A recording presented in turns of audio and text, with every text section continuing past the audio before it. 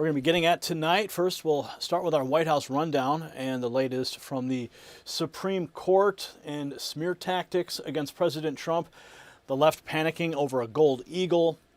We've got more news on the gas prices, Iran, and MK Ultra goes on trial. We've got all that and more tonight, so lock in. Are we good, Brian? Okay. Good evening. I'm Gary Franchi, Next News Network Chief White House Correspondent, delivering the latest White House news from the past 24 hours in partnership with our streaming partner, Trump Daily Post.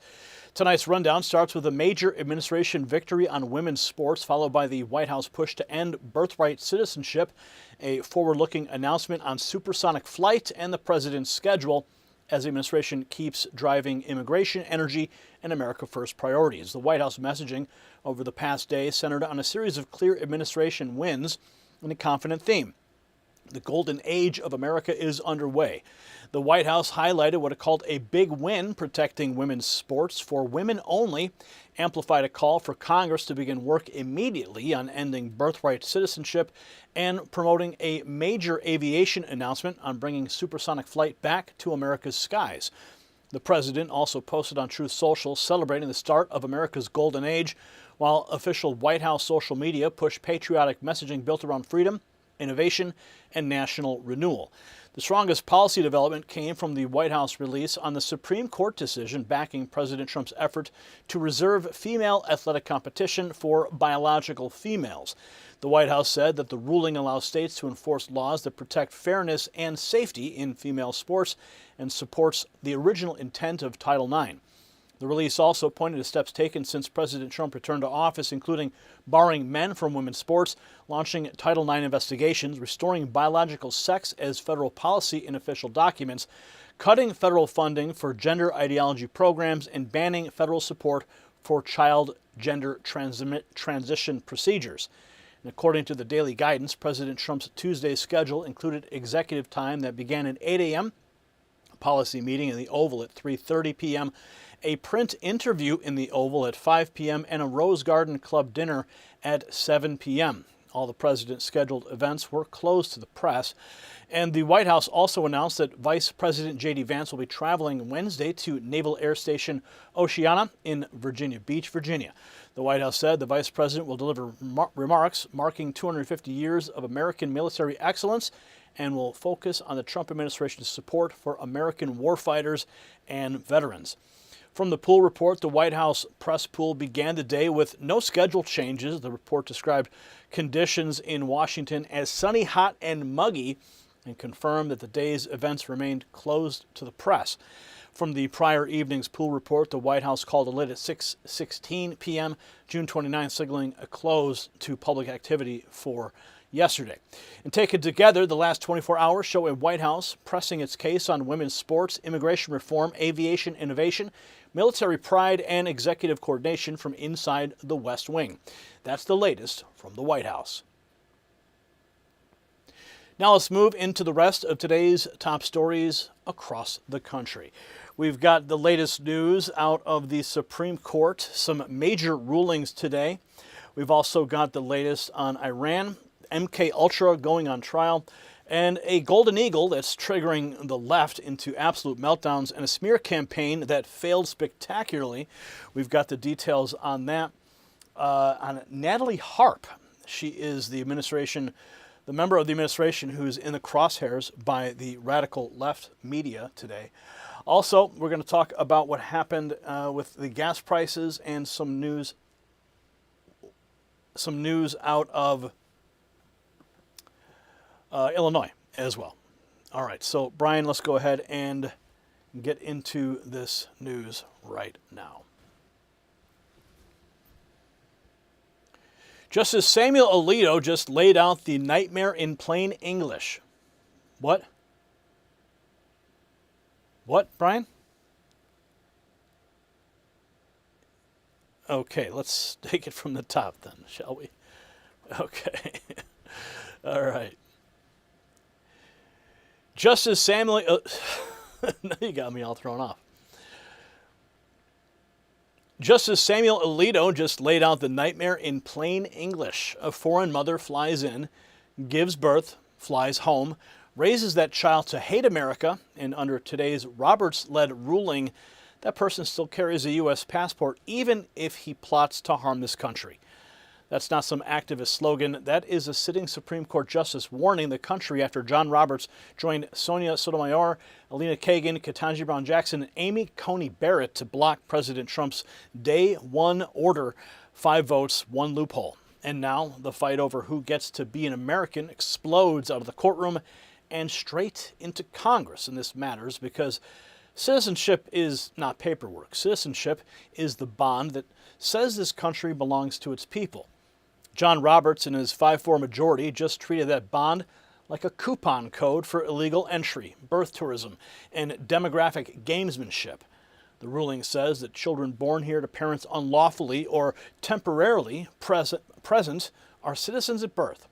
That means the incentive machine keeps humming: more illegal crossings, more welfare strain, more chain migration pressure, more pressure on schools and hospitals, more incentive for foreign nationals to game the system. Mike Johnson said it bluntly in real time: the system has been abused through birth tourism. And he's right. And one source we're going to show you says there are more than 500 firms in China helping foreign mothers come here for U.S. citizen babies, more than 500. And that's not a misunderstanding, that's an industry. And President Trump forced this scam into broad daylight. Roberts and company just protected it. So now Congress has no excuse left. See, John Roberts just told the country to accept obvious abuse, and that's exactly why I only back things that actually work. After trying hundreds of supplements, C60 Evo crushed all the junk out there. My brain fog gone, joint pain virtually eliminated. My wife's skin looks 10 years younger. My energy feels 20 years younger. Now, this Nobel Prize-winning molecule, it's not just another antioxidant. It works at the cellular level, where aging actually happens. In the Paris study, lab animals lived 90% longer, the longest life extension in history. It's 172 times more powerful than vitamin C. It's worth more than gold per ounce. And the team has been making this since 1991 in their Houston lab. So grab exclusive savings at c60evo.com/NNN. Use code NNN at checkout. America cannot afford fake fixes. Real results mean clearer thinking, better skin, and feeling young again. And here's the detail that should make every parent, taxpayer, and border state resident furious. This is not just about illegal entry. The machine built a whole business model around it. We're talking about birth tourism outfits advertising American babies as a product, with one report citing more than 500 firms in China alone. And then the Supreme Court majority steps in and locks the conveyor belt in place. I'm going to show you the receipts because the audience is hammering one question tonight. If the court blocked Trump's route, which Republicans will actually fight now? So we have this, the Supreme Court voting to uphold birthright citizenship in a 5-4 ruling. Here it is, the actual ruling. The question presented is whether the Constitution guarantees citizenship to children born in the U.S. of parents who are unlawfully or temporarily present in the country. So the Supreme Court ruling, and it's a gut punch. Trump's order goes down 5-4. Now Fox breaks the vote count, and the name MAGA voters will remember is Chief Justice Roberts. In a landmark decision, the Supreme Court ruled 5-4 against President Trump's executive order limiting birthright citizenship from children of legal immigrants. The historic decision solidifies the strength of the 14th Amendment, reinforcing 158 years of legal precedent since the 14th Amendment was officially ratified into the Constitution. Chief Justice Roberts led the majority, writing, "Those children are thus subject to the jurisdiction of the United States. They satisfy both the amendments of the Citizenship Clause. They are born in the United States and subject to the jurisdiction thereof. Under the Constitution, they are citizens at birth." Robert was joined by Sotomayor, Kagan, Barrett, and Jackson. Kavanaugh concurs in part in the judgment and dissents in part, while Justice Thomas, Alito, and Gorsuch dissent. So that is a huge blow to President Trump today. Roberts siding with the liberal bloc, and that's the headline. Next, we get the live Fox breakdown of how the ruling came together and which justice stood with the dissent. Listen.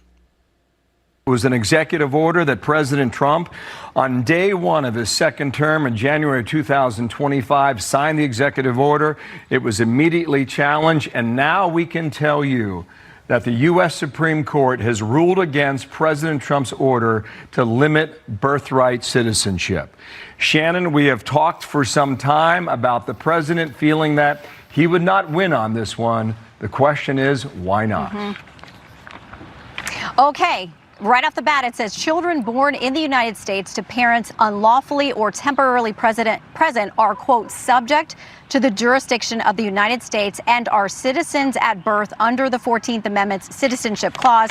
Let's look how this broke down. As we expected, the Chief Justice wrote this opinion. Justices Sotomayor, Kagan, Barrett, and Jackson joined. Jackson has a concurring opinion in which Sotomayor joins. Justice Kavanaugh files an opinion concurring in the judgment and dissenting in part.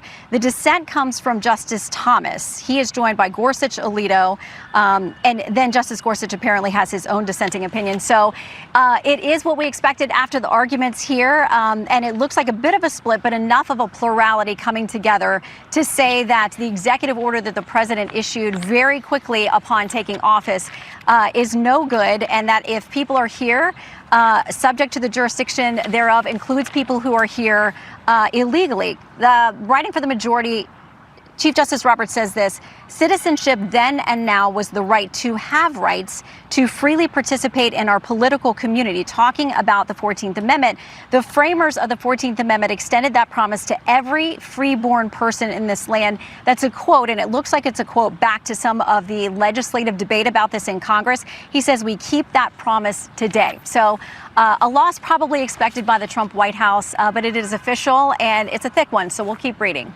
All right, thank you so much. Let's bring in John.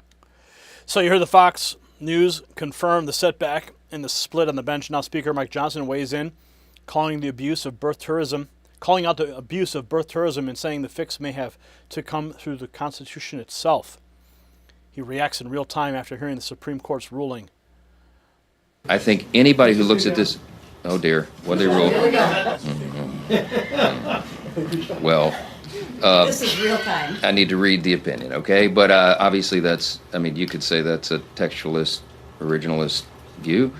However, I do think that this has been grossly abused in recent years, okay?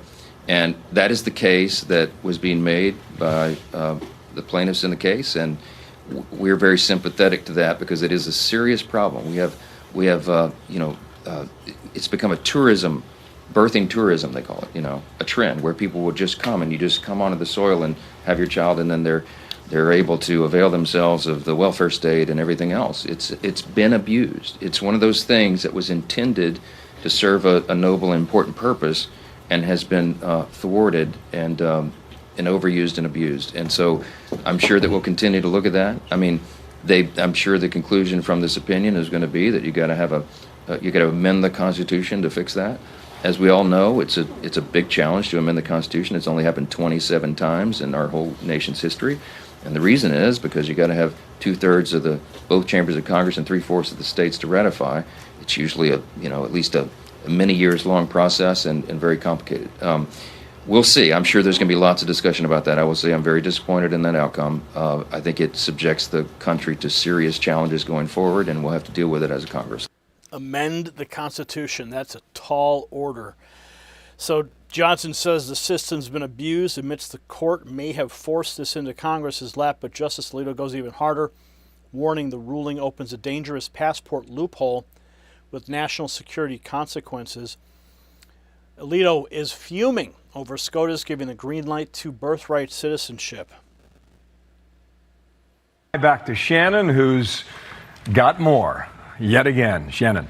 All right, this comes from Justice Alito, who brought this up during the arguments. This is his separate dissent. He said the court's interpretation also has national security implications. Suppose that a person's only connection to this country is that he was born here to a mother who was present just long enough to give birth and then quickly return to her native country.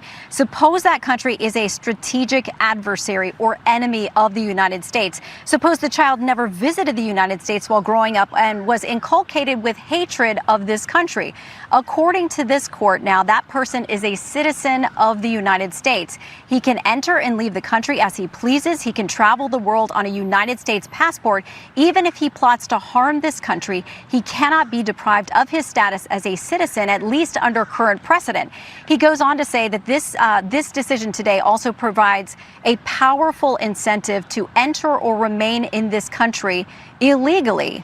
He goes on to say, in my judgment, the court has made a mistake that will seriously affect the country's future. So some very pointed dissents here from those who raised these very big concerns during the arguments. And they're real world scenarios, which are not a fantasy. They're not a movie. I mean, these things that can actually happen now under this ruling that you have today from the majority. So Alito's not talking theory. He's laying out the nightmare scenario in English. Next, Nancy Mace moves from warning to action with a constitutional amendment to shut the loophole for good. She writes, the 14th Amendment was never a welcome mat for illegal immigration. In its past time, we made it clear. We introduced a constitutional amendment to end automatic citizenship for children of illegal immigrants and shut the anchor baby loophole for good. American citizenship is a privilege, not a prize handed out for breaking our laws. So Nancy Mace introducing a constitutional amendment. So she says citizenship's not a reward. Now another heavyweight on the court, Clarence Thomas, unloads with a dissent, accusing the majority of twisting the Fourth Amendment beyond recognition. Justice Clarence Thomas pens a scathing dissent. He's accusing the majority of repurposing the 14th Amendment to protect its own set of preferred rights that the Reconstruction Congress never contemplated and that cannot find support in its text. Listen. Oh no, we don't have audio. We don't have audio on that. I'll read it to you. To protect its own preferred rights. Okay, today the court does so again by recognizing a constitutional right to citizenship for the children of all foreign birth tourists and illegal aliens. I'm not sure that today's opinion will stand the test of time. The citizenship clause added greatly to the dignity and glory of American citizenship. Today, opinion devalues that citizenship. I respectfully dissent. So Thomas is calling this a betrayal of the amendment's original purpose. Next, we'll see an earlier clip where he broadens the fight, taking aim at the progressivism that helped build the entire open border mess. Progressivism seeks to replace the basic premises of the Declaration of Independence, and hence our form of government. It holds that our rights and our dignities come not from God, but from government. It requires of the people a subservience and weakness incompatible with a constitution premised on the transcendent origin of our rights. So Thomas frames this as a deeper battle over the Constitution itself. So where does this leave Trump after the ruling? Up next, the war room points to a path forward that doesn't end at the Supreme Court. Trump's effort to reverse birthright citizenship may succeed with or without SCOTUS, and that's the key point. The fight may not be over. Next, Trump doubles down himself, saying birthright citizenship can still be ended with Congress if necessary. Here he is in the Oval. Yawn. And Mr. President, birthright citizenship is next. What are your thoughts? Birthright citizenship. What are your thoughts, and will you accept it if it rules against you? Well, I guess I have to accept it's the Supreme Court, so I'll accept. I think it's very bad for our nation. We're the only nation that does it. No other nation does that birthright citizenship. No, not even close. Some did it, they ended it. It's tremendously destructive. It's extremely costly. I don't know, it's up to them. But in terms of for the good of the country, it'd be great if they didn't allow it. It would be great, but I can't tell you. The Slaughter case was the big case today. That was really a big case because it gave strength to presidents and strength to the presidency, a very important case. It's been going on for almost 100 years, think of that, and this was the ruling that really topped everything by a lot today, yeah. Mr. President, Zohran Mamdani said in an interview this week that he... So Trump's message is simple: keep fighting and use the legislative route if the court won't do its job. But while that battle heats up, new questions are raised about one of the justices in the majority, Sonia Sotomayor. Supreme Court Sonia Sotomayor was gifted more than $4,000 worth of concert tickets last summer from the record label of pro-immigrant artist Bad Bunny. So the corruption stench gets worse when you look at the ruling, what this ruling protects. Next, Libs of TikTok shows the birth tourism industry the decision just handed another win. SCOTUS basically green-lit this scam. Hundreds of companies provide birth tourism for foreign moms who want U.S. citizen babies. Amerimaxa, Miami Mama, Ada, China Mift Baby Group, Global Baby. Look at these. Have My Baby in Miami. There are more than 500 firms in China that facilitate people coming from the Communist Chinese Party to give birth here in the United States. So the moral break in the story sits right there in black and white. Chief Justice John Roberts sided with Sonia Sotomayor, Elena Kagan, Ketanji Brown Jackson, and Amy Coney Barrett to preserve a loophole that even Mike Johnson admits got abused through birth tourism. Then Justice Clarence Thomas hammered the majority for repurposing the 14th Amendment beyond anything the Reconstruction Congress contemplated. And he nailed it. That amendment secured the rights of freed slaves. It did not create a clearance lane for foreign nationals, cartel pipelines, and passport shopping. And Alito drove the spike deeper. The court made a mistake that will seriously affect the country's future. Of course it will. When hostile actors can game citizenship itself, the establishment is not defending the Constitution, it is devaluing America. So take the ruling for what it is. A bad Supreme Court decision, not a final defeat. President Trump already won the biggest battle here by forcing the country to face a scam the establishment protected for decades. He dragged birth tourism, anchor baby incentives, and the corruption of automatic citizenship into the center of the national argument. Now the next move belongs to Congress. Mike Johnson needs action. Nancy Mace already drew the line the right way. American citizenship is a privilege, not a prize handed out for breaking our laws. Pass legislation, force the votes, push the constitutional remedy if that is what it takes, and make every Republican choose between Roberts-style surrender and national survival. Drop your take below. Should Congress move now to end this loophole for good? And share this segment with one person who still thinks this is harmless. It's not harmless. It's the future of the Republic on the line. And I want to make sure that you stay on the line too. With that telephone number you see on the screen, 844-840-4963. Thousands and thousands of patriots have already texted the words raw feed to that number, and they are getting the inside track direct from me to their phones. When YouTube doesn't send you the notifications, I will. And since America's 250th birthday is upon us, make sure you're celebrating. Celebrate with us by going to the Next News merch shelf below this video or shop.nextnewsnetwork.com.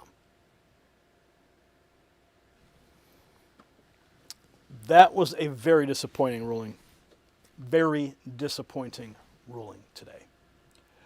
Okay, so we're moving on to our next story. A name has been circulating in the press. And, you know, it's interesting. I've never really heard this name before. But a woman has a lot of influence in the White House. And she's very thankful for President Trump and what he did for her.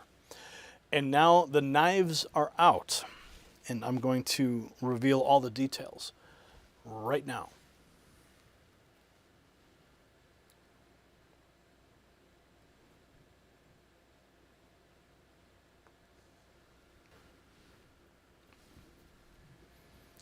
Maggie Haberman's crowd keeps slobbering over one private line from Natalie Harp.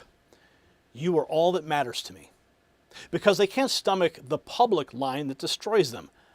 I wouldn't be alive today if it wasn't for you. See, that's the whole scam. Natalie Harp beat stage 2 bone cancer after the medical establishment pushed medical marijuana, do not resuscitate orders, and guidance on voluntary stopping of eating and drinking. Then Donald Trump signed right to try, and she lived. And now CNN ghouls and book tour leeches want America staring in handwritten notes instead of that miracle. So just ask yourself why. You see, this matters because Natalie Harp's story blows a hole straight through the death-soaked worldview of the medical political media complex. When Natalie says doctors coached her on how to die with dignity, handed her marijuana, floated DNR orders, and gave her instructions, she's not telling some abstract policy story. She's naming a system that had already written her off. Then Trump bulldozed that cruelty with right to try back in 2018 and gave dying Americans one last shot at life. Natalie took it. She survived. And that survival humiliates every regime parasite that's now circling her. So what does Maggie Haberman, Jonathan Swan, CNN, and the Washington Post do with that? They don't grapple with the miracle. They don't celebrate the law. They sexualize a conservative woman, milk anonymous leaks, and spin loyalty into scandal because they cannot break Trump's winning streak. Trump keeps stacking victories, and the establishment answers with sabotage and sleaze. First Iran panic, then NATO whining, then Haitian TPS meltdowns, and now this. Same machine, same rot, but a different target. See, Natalie Harp's survival story is a rebuke to every corrupt gatekeeper who profits when Americans give up, and that's exactly why I pay attention to real results. See, I've tried hundreds of supplements, and C60 Evo crushed them all. My brain fog gone, joint pain virtually eliminated. My wife's skin looks 10 years younger, and my energy feels 20 years younger. This Nobel Prize-winning molecule is not just another antioxidant. It works at the cellular level, where aging actually happens. In a Paris study, lab animals lived 90% longer, the longest life extension in history.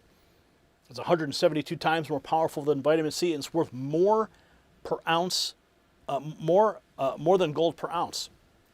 And the Houston lab's been making this since 1991. Get exclusive savings, more energy, clear thinking, better skin, and feel young again at c60evo.com/NNN. Use code NNN at checkout, because fighters do not surrender. Now here's the detail that the media rats hope you never sit with for more than 5 seconds. Natalie Harp did not just praise Trump in some generic campaign speech. She said the old system offered her a script for death. Then Trump gave her a chance to fight. And that's why the regime keeps dragging the camera back to gossip, to innuendo, to anonymous whispers. And I'm going to show you the tweets because the smear is even uglier when you read it in their own words.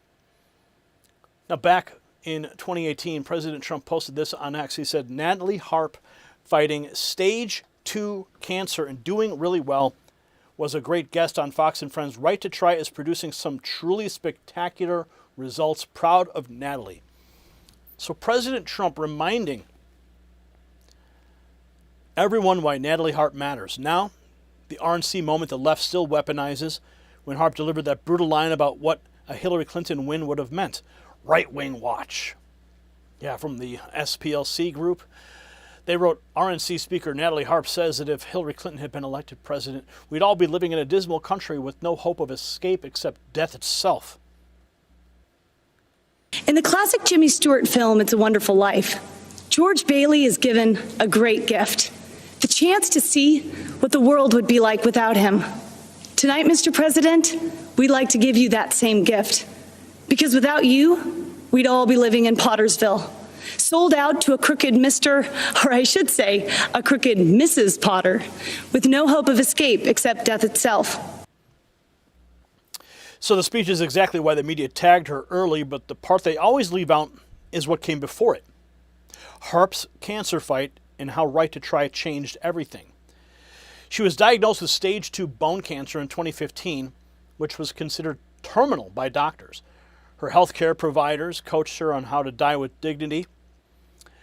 Then she learned about Right to Try, which allowed her to try experimental drugs to fight cancer, and those treatments saved her life. She credits Trump, who signed the law in 2018, with granting her access to life-saving experimental treatments, and that explains why she is so loyal to him. Here's a photo of her in the Oval Office, working alongside the vice president. So Trump signed the law. Harp says it helped save her life. Next comes the swamp media version, with Washington Post gossip pushed out by Yasser Ali. The knives are out for top Trump aide Natalie Harp in a new Washington Post story. Harp, who works for Trump directly and not for his campaign, has resisted efforts to answer to the campaign's top staff. She posts messages for him directly on Truth Social and prints out news clips for him that lead him to go on tangents that aren't helpful politically. Harp was also the aide, as the New York Times first reported, who sent harsh text messages to Miriam Adelson at Trump's behest. So that is the pattern already. Ignore her story, turn her into a target. And next, they double down with the usual snide chatter about Harp as Trump's so-called human computer. This is Natalie Harp, Trump's special executive assistant. She's known as extremely loyal to him, and some staffers stay too close. She recently accompanied him to China and is called his human computer. She provides him with flattering news and likely posts most of his Truth Social posts. Same smear, different packaging, but instead of rumors, Harp is doing the actual job, taking dictation from Trump in real time during Kamala Harris's speech. You probably remember this clip. Natalie Harp, one of President-elect Trump's closest aides, takes loyalty to a whole new level, is expected to join him in the White House, and if she has. In this clip, Trump can be seen dictating social media posts to Harp while watching Kamala Harris' speech at the DNC convention. She's known to follow Trump with a printer and a battery pack so she can share positive news and social media posts with him on paper. Trump aides have been concerned about her because she provides an unrestricted flow of information to Trump, including conspiracy theories. Okay, so here's that moment. Oh yeah, so this is some of the rumor they're spreading around. In 23, Harp sent a series of letters that unnerve people. You're all that matters to me. I don't ever want to let you down. In another, she said she wanted to get back to synergy she used to have with him where we talk about everything and nothing. I want to bring you joy, to feel like we can get through a day without ever having to talk work. I mean, Trump's law saved her life. All right? That's why she is so dedicated. Now here's that clip, from Art of the Surge.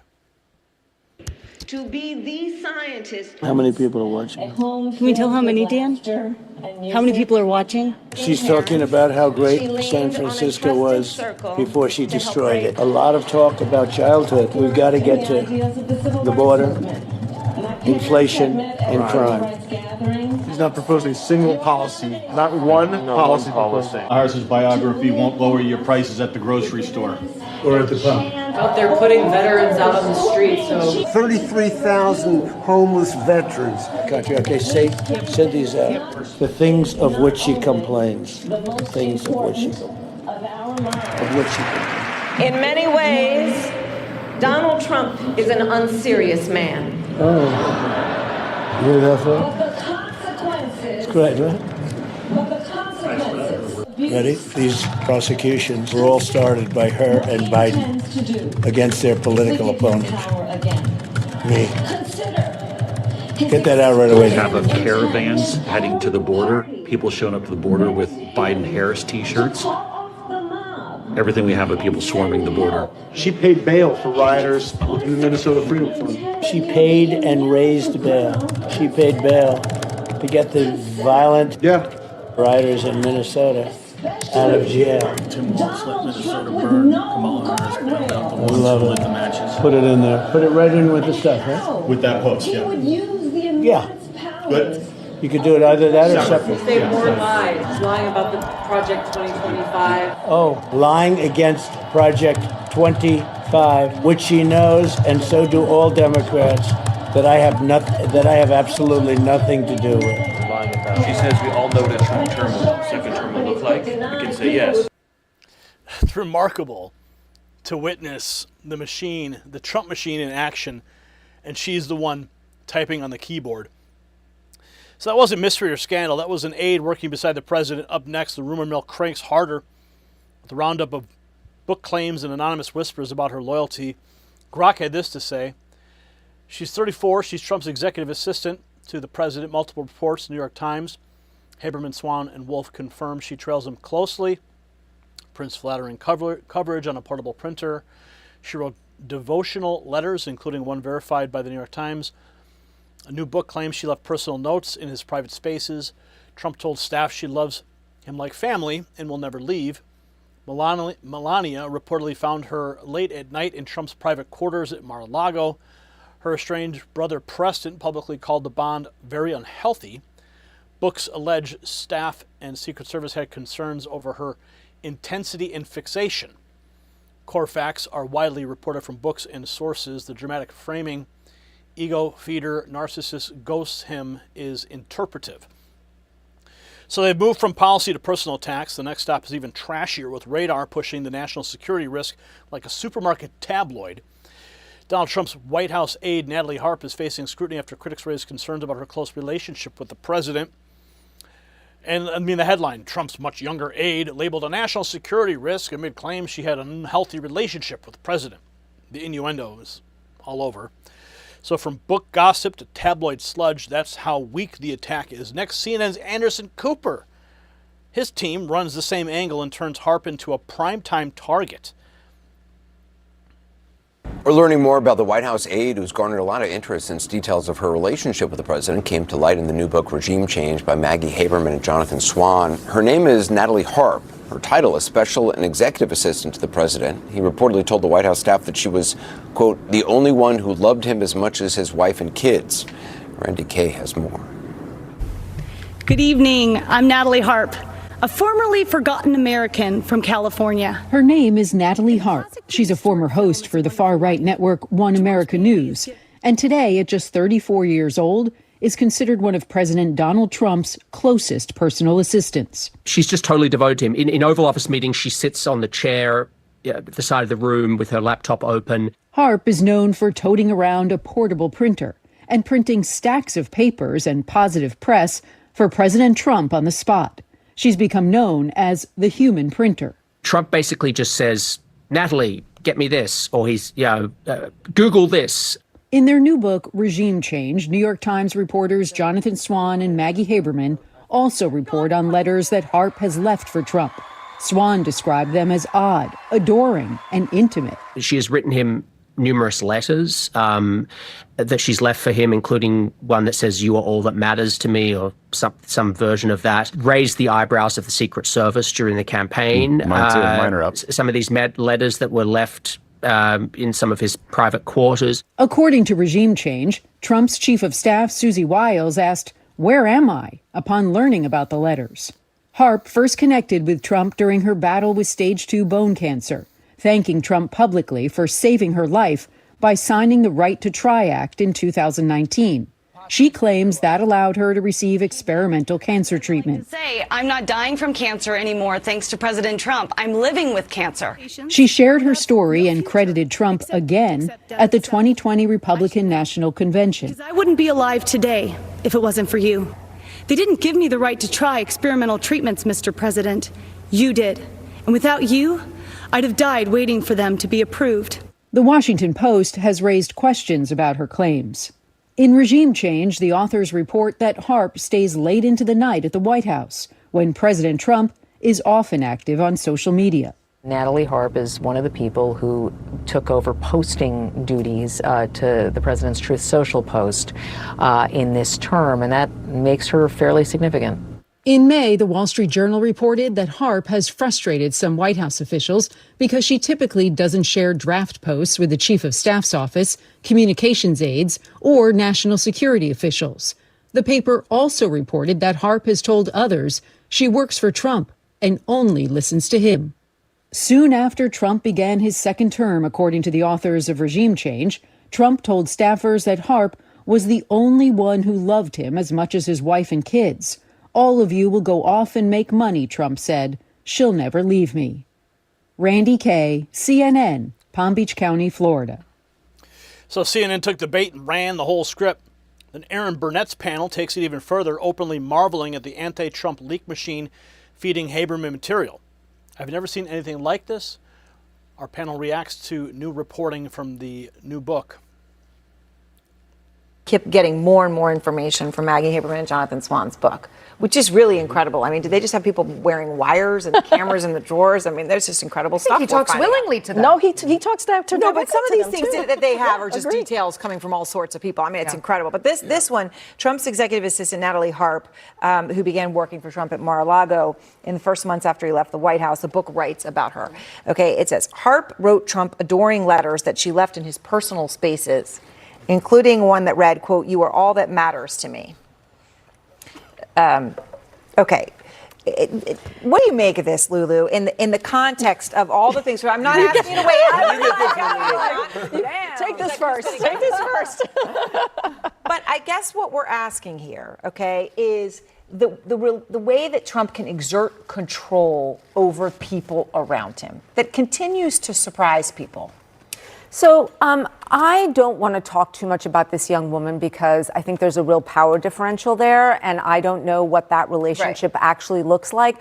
What I can say that this anecdote does show is that President Trump requires and admires that kind of complete blind, fealty and submission. Fealty Right? and Yes. submission. That's I right. mean, it's like that.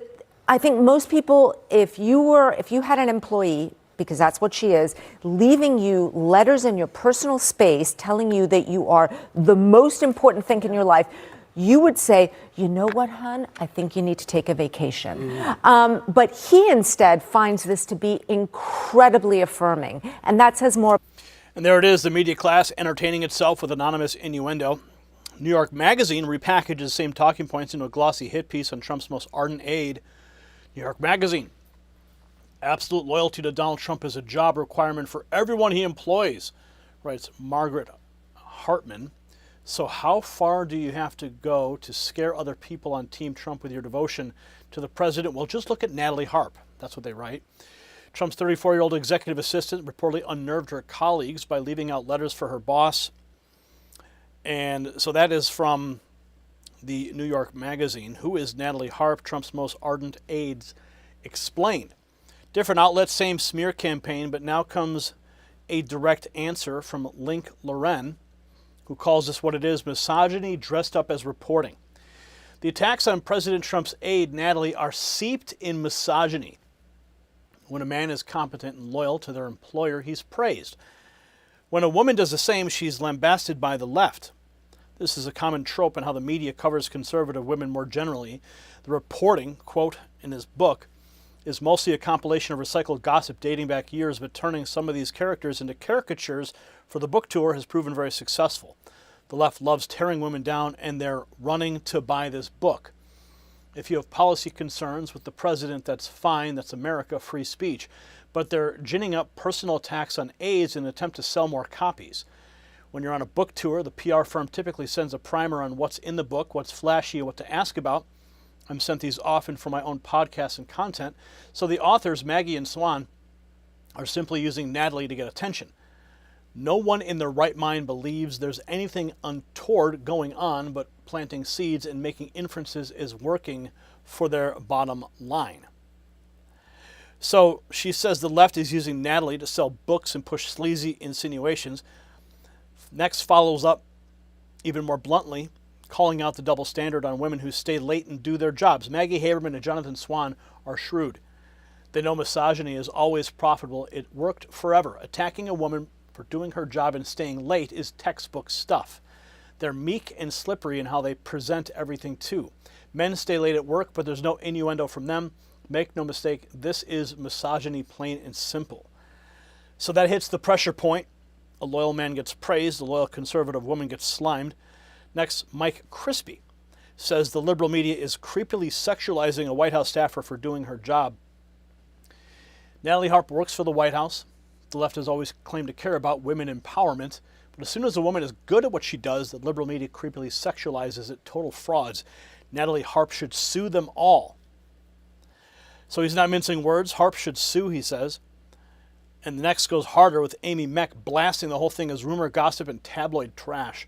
This is the most pathetic piece of so-called journalism I've ever seen. Pure rumors, gossip, and Inquirer-level trash. Nothing but desperate lies. The left cannot stand beautiful, smart, conservative women. It's a powerful testament to President Trump that his inner circle remains fiercely loyal because they believe in the mission, not some sleazy fantasy. Typical for left-wing men to sexualize everything involving strong women. They project their own perversions because that's all they know. Keep shining, Natalie Harp. So Amy calls it desperate lies from people who can't stand strong conservative women. Next, ALX cuts through all of it with a simple verdict. Natalie Harp is legend. So he points to what viewers saw. Harp right there helping Trump shape the message. Next, another pro-Trump voice says, that's not scandal at all. It's exactly what every executive wants in an aide. Jan Scott TV, Natalie Harp is super devoted Trump aide. That's it. She's what every executive wants. Young, smart, beautiful, competent, and on top of her job, period. And here's a photo of her in the Oval Office presenting an image on a laptop. It's unclear what the image exactly is, but the defense is getting sharper, competent, loyal, and on top of the job. It's insane how the far left and fake news are pushing these desperate smears about President Trump and Natalie Harp having a personal relationship. Pure fiction from a dying media machine trying to tear apart Trump's family and inner circle because they have zero legitimate attacks left. Their options are drying up fast and they're failing again. Trump's team stays strong and the witch hunts continue. So the media wants dysfunction. Trump allies see a team holding the line. Next, one supporter brings it back to the core fact the left hates right to try gave Natalie Harp access to life-saving treatment. Because of Trump's support for right to life, Natalie Harp received life-saving trial treatment. Every libtard Trump-hating account on here is run by the most spiteful millennials or bitter boomers. Quote tweeting GOP-Ls. Trump has been accused of having an inappropriate relationship. That's the part the smear merchants never want up front. Next, Jack Posobiec highlights Harp's own words as she thanks Trump for fighting for forgotten Americans like her. Survival of the fighters, not survival of the fittest. God bless Donald Trump. Here she is at the Faith and Freedom Coalition. Thank you, Mr. President. You know, we all know the story about the Good Samaritan. But what you don't know is I was that forgotten person on the side of the road, the victim of medical error, the number 3 cause of death under the previous administration, and left to die of cancer. First, the medical establishment, they came by and they saw me there, so they wrote prescriptions for opioids and they walked on. Next, the political establishment, they saw me there. And they stopped just long enough to come over and tell me how to die, how to speed up my death so I could somehow die with dignity. But then an outsider, my Good Samaritan, President Donald J. Trump, he saw me there and he didn't walk by, he stopped. And for every single one of us, he gave up his own quality of life so we could live and work and fight with dignity, because he believes in survival of the fighters, not the fittest. And so, Mr. President, I have to say you have made a lot of promises to us, and you have kept every one of them. So now we're going to make you this promise. Just as you fought for us, forgotten America will never forget how you saw us on the side of the road, and you walked over, and you picked us up, and you made us great again. And now we're going to fight for you, Mr. President. God bless you.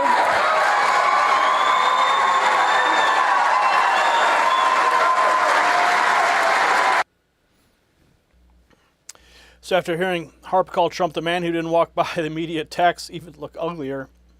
Next, another Trump ally zeroes in on Midas Touch and says liberals are sick for twisting the gratitude into something dirty.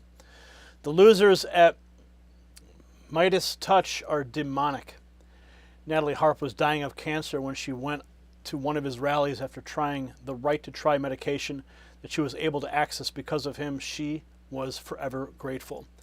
Then he gave her a job in his administration as his executive assistant. Liberals are such sick people. Midas Touch says Donald Trump's very unhealthy relationship with his closest White House aides has been revealed. So the smears just are disgusting. They took a cancer survivor's loyalty and tried to make it scandalous. So let's end where this started with Natalie Harp's full RNC remarks in her own words from Team Trump during the 2020 election. Good evening. I'm Natalie Harp, a formerly forgotten American from California. In the classic Jimmy Stewart film, It's a Wonderful Life, George Bailey is given a great gift, the chance to see what the world would be like without him. Tonight, Mr. President, we'd like to give you that same gift. Because without you, we'd all be living in Pottersville, sold out to a crooked Mr., or I should say, a crooked Mrs. Potter, with no hope of escape except death itself. I should know, because I wouldn't be alive today if it wasn't for you. About 5 years ago, I was the victim of a notoriously deadly medical error. I survived, but only to be diagnosed with a rare and terminal bone cancer. You know, the Democrats love to talk about healthcare being a human right. But a right to what? Well, I'll tell you. To them, it's a right to marijuana, opioids, and the right to die with dignity, a politically correct way of saying assisted suicide. I was told I was a burden to my family and to my country, and that by choosing to die early, I'd actually be saving the lives of others by preserving resources for them, rather than wasting them on a lost cause like myself.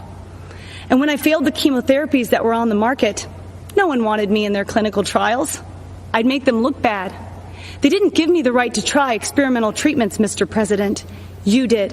And without you, I'd have died waiting for them to be approved. Now with the coronavirus, everyone knows what that feels like to be waiting for a cure. But we've only been waiting a few months. Just imagine what 2020 would have looked like, fighting for your life without Donald Trump fighting for it too. In January, there would have been no China travel ban. Millions would have died. Millions more would have been infected. For there'd be no record levels of testing, no right to try treatments, no fast track for a vaccine, nor Operation Warp Speed ready to deliver it.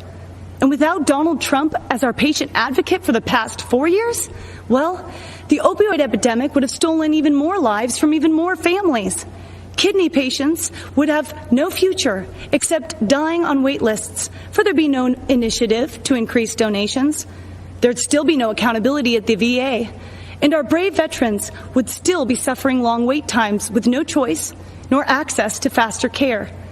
Insulin and other drug prices would have continued to rise, while a record number of generic drugs would still be stuck in the pipeline. There'd be no price transparency. We wouldn't have health plans up to 60% cheaper than Obamacare, and we'd still be stuck with that infamous individual mandate. And God forbid what the next 4 years would look like. For in Joe Biden's America, China would control our drug production.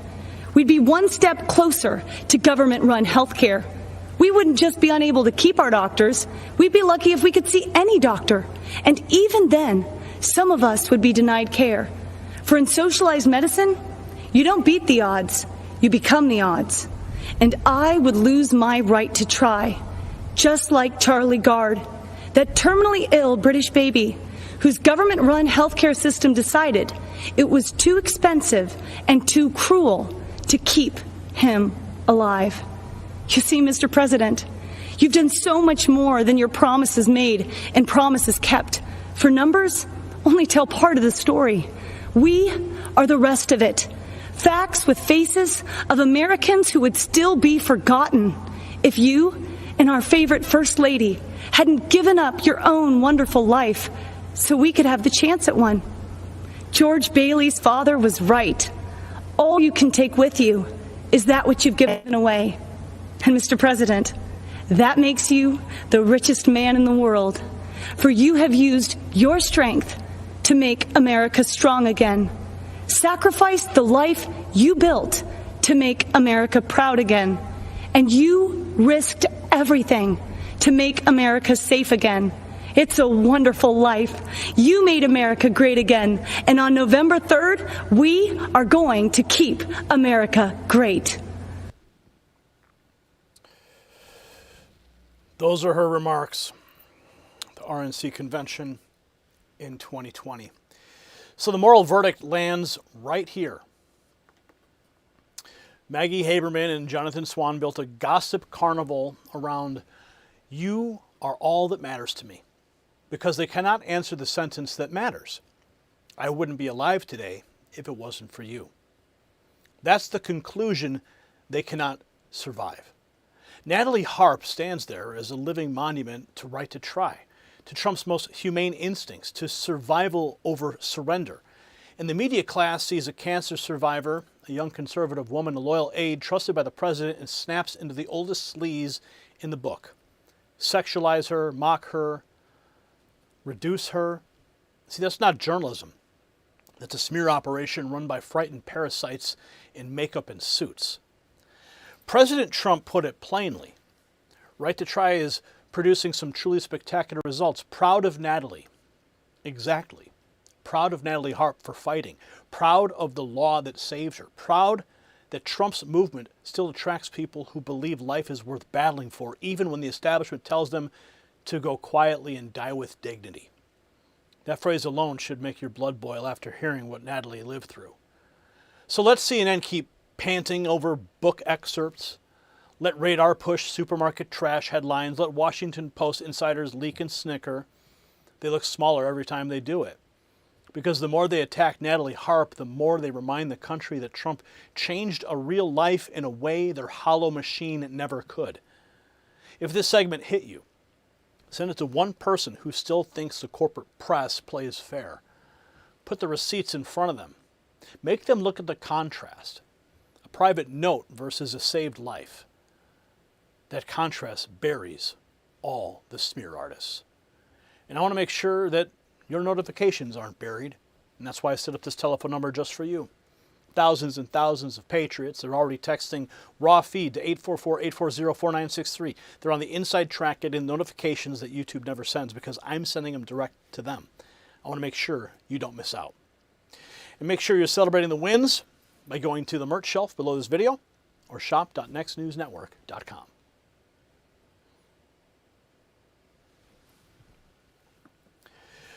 Natalie Harp, man, really going after her. All right, we're moving right along. We're going to talk about the latest out of Iran right now as the new negotiations start to amplify. And then we're going to get into what happened with MK Ultra on trial today and a special clip that I recorded a couple weeks ago with John Kiriakou, the CIA whistleblower, and his revelations about MK Ultra that will blow your mind. That's coming up a little bit later in the broadcast. Principal, the name of this report made it worth watching you today. Don't get me wrong, I like and support what you do, but you covered something nobody else did yet. Natalie is freaking amazing. Thank you, Principal Enigma, for your acknowledgement there. All right.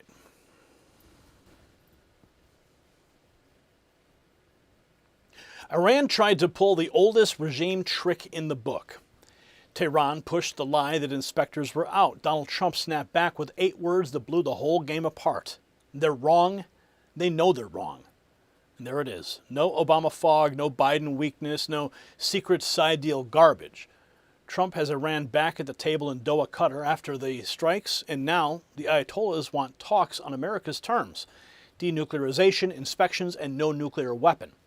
The same media machine that screamed war now has to explain why the humbled enemy came asking, and that explanation gets ugly, very ugly for them. And this matters because the Strait of Hormuz, it's not an abstract foreign policy seminar for the Obama-Biden think tank class. It's your gas bill, it's your grocery bill. It's whether American families get hammered every time a terror regime rattles a missile. Before the pressure campaign bit deep, shipping through Hormuz dropped from 100 ships a day to 39 after the strikes. Then Trump kept the lane open, kept the pressure on, and now J.D. Vance says some days more oil is moving through the strait than before the conflict. Prices came down. That's not chaos, that's called control. And the deeper stake is even bigger. Doug Burgum nailing it. A nuclear-armed Iran would mark the first time in world history that a terrorist regime willing to use a nuclear weapon had one. Barack Obama and Joe Biden fed the foreign policy class the fantasy that weakness buys stability. Donald Trump just crushed that fraud in real time. Force worked. Tehran blinked. And Doha happened. See, Doha and Hormuz are a reminder that when truth cuts through propaganda, results follow. I've seen that same principle with red light therapy after Jonathan Otto introduced me to it. I paid attention. I'd already seen Joe Rogan and Mel Gibson talk about serious health struggles, dramatic turnarounds, and light-based therapies with cellular-level impact. Gibson says the stuff works. In my family, constant discomfort and anxiety gave way to real restful sleep, improved recovery, and better energy. And the science matters too. NASA-backed research, FDA-cleared devices, red and near-infrared wavelengths for deeper penetration, plus PEMF mats, full-body coverage, and infrared heat that support circulation, reduce inflammation, and support recovery and sleep at home. An alternative to paid sessions. Go to myredlight.com, use NNN25 for individual items or NNN30 for bundles. I like results, not regime spin. Now here's the part the press buried because it wrecks their favorite soap opera. Axios pushed the chatter about J.D. Vance and Rubio like there was some split inside Trump world. Then Rubio went on camera and flattened it.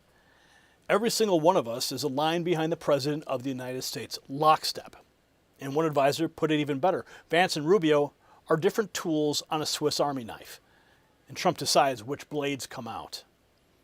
I'm going to pull up the tweets. I'm going to show you why that detail matters so much. Trump team back at the table with Iran and Qatar. High-level talks underway in Doha as the U.S. pushes for denuclearization. Kushner and Witkoff representing the Trump administration. Trump says we're winning militarily. As a denuclearization of Iran, we don't want them to have a nuclear weapon. Talks back on track. After a tense weekend threatened to put their peace deal at risk. Iran's president now saying his country will honor the agreement if the U.S. does the same. Chief Foreign Correspondent Trey Inks joins us live in Tel Aviv with the details. Trey. Yeah, hey, Todd, good morning. High-level talks will take place today in Doha, Qatar, aimed at advancing the Memorandum of Understanding between the United States and Iran. U.S. Special Envoys Kushner and Witkoff will be in attendance and are expected to meet directly with the Qatari Prime Minister, according to a diplomat familiar with the talks. Technical talks about the MOU are then scheduled to take place on Wednesday. The meeting in Doha is going to be perhaps important, perhaps not. We're going to find out. But we're winning militarily. It's almost won militarily, I would say. And it's really very simple. It's the denuclearization of Iran. We don't want them to have a nuclear weapon, and they're not going to have a nuclear weapon. They've agreed to that, in all fairness. Iranian officials have indicated that no direct talks will take place between the United States and Iran while in Doha, but did confirm that a delegation will be traveling to Qatar. The 60-day window is meant to iron out the details of Iran's nuclear program and keep the Strait of Hormuz open. President Trump has indicated he reserves both military and diplomatic options after that time period. Iranian President Masoud Pezeshkian posted to X saying mutual understanding is a two-way street. If the American side adheres to the agreement, we will also fulfill our commitments. Our approach to unreasonable saber-rattling and baseless threats is to rely on rationality and human dignity in decision-making and to defend decisively and fearlessly when it comes time to act. Now, So after Iran publicly postures and privately negotiates, the key point is simple. They came back to Doha because Trump has them on their heels. Bill Mitchell lays out why this isn't chaos or weakness, it's peace through strength, and it's what winning looks like. Well, the fake news media screams war. Trump's team is sitting down with Iran in Doha. Why? Because Iran asked for it. Iran asked. It's not weakness. It's an enemy who got humbled. The June 17th MOU is still holding. Deconfliction channels are open. Talks are on track, according to senior official. Yes, Iran's parliament is puffing its chest, claiming they govern the Strait of Hormuz. Cute. Shipping dropped from 100 ships a day to 39 after the strikes. Now it's climbing back. The world is already adjusting to a new reality where America calls the shots, not the Ayatollahs. And Trump's line is simple. No inspectors in these bomb nuclear sites. No more negotiations. That's leverage, not chaos. Fake news sees tit for tat, strikes, and calls it failure. What it actually is a 60-day window where Iran gets squeezed while still being handed an off-ramp. Carrot in one hand, hammer in the other. This is far from over. So that's the media lie in a nutshell. They scream war while Trump uses leverage next. Rubio shuts down the chatter about any split with Vance. It makes clear the whole team is moving lockstep behind Trump. Reality about this, let's just put a fine point on this question. How wide is the divide between you and the vice president? On what issue? On any issue. This but administration, Iran let me tell you something. particularly. Everyone here is aligned behind the President of the United States, every single one of us. The President of the United States makes the foreign policy of our country. And our job, we obviously give advice, we give counsel, we give opinions, but when the President of the United States is the one who is elected by the people of our country to conduct our foreign policy, the President makes these decisions, and all of us on his team, every single one of us works in lockstep very closely with one another to execute on the President's foreign policy. Everything we do is because the President's made a decision that it's going to be done. And one of the things I'm very proud of, I can't speak for every element of our government because I'm not involved in other aspects of our government, but one of the things that I'm the proudest of is that when it comes to foreign policy and national security, we have no drama, we have no games. We have a group of people that work very well together and closely to execute on the President's directives, which is why I think we've had good outcomes and good achievements, and we're going to continue to have good outcomes and good achievements. Everyone has an important role to play, and everyone is playing that role and doing it in a collaborative process. And I think that serves the President well, and I think that serves the country well. Of course, two of them are you. On the discussions with Iran, sir, as the country's... So Rubio making a plain, no drama, no freelancing, no leaks driving policy. Mario Naval takes one step further, showing how Trump is using Vance and Rubio as two different tools in the same strategy. Trump is wielding Vance and Rubio like Swiss Army knife blades in his Iran endgame. Vance plays the dovish dealmaker. Rubio plays the hawk, keeping maximum pressure. The VP pushed the June 17th MOU and Lebanon ceasefire track to end war fast and steady the oil markets. Rubio stayed skeptical, squeezed Gulf allies, and locked in a tougher Israel-Lebanon deal demanding Hezbollah disarmament. The overlapping tracks confused everyone from Beirut to Jerusalem. Hezbollah called one dead on arrival. No knife fight inside the White House. Trump deliberately uses both tools. Peace if Iran wants it, war if it doesn't. So it's not a White House knife fight. It's Trump running both tracks on purpose, pressure, and diplomacy together.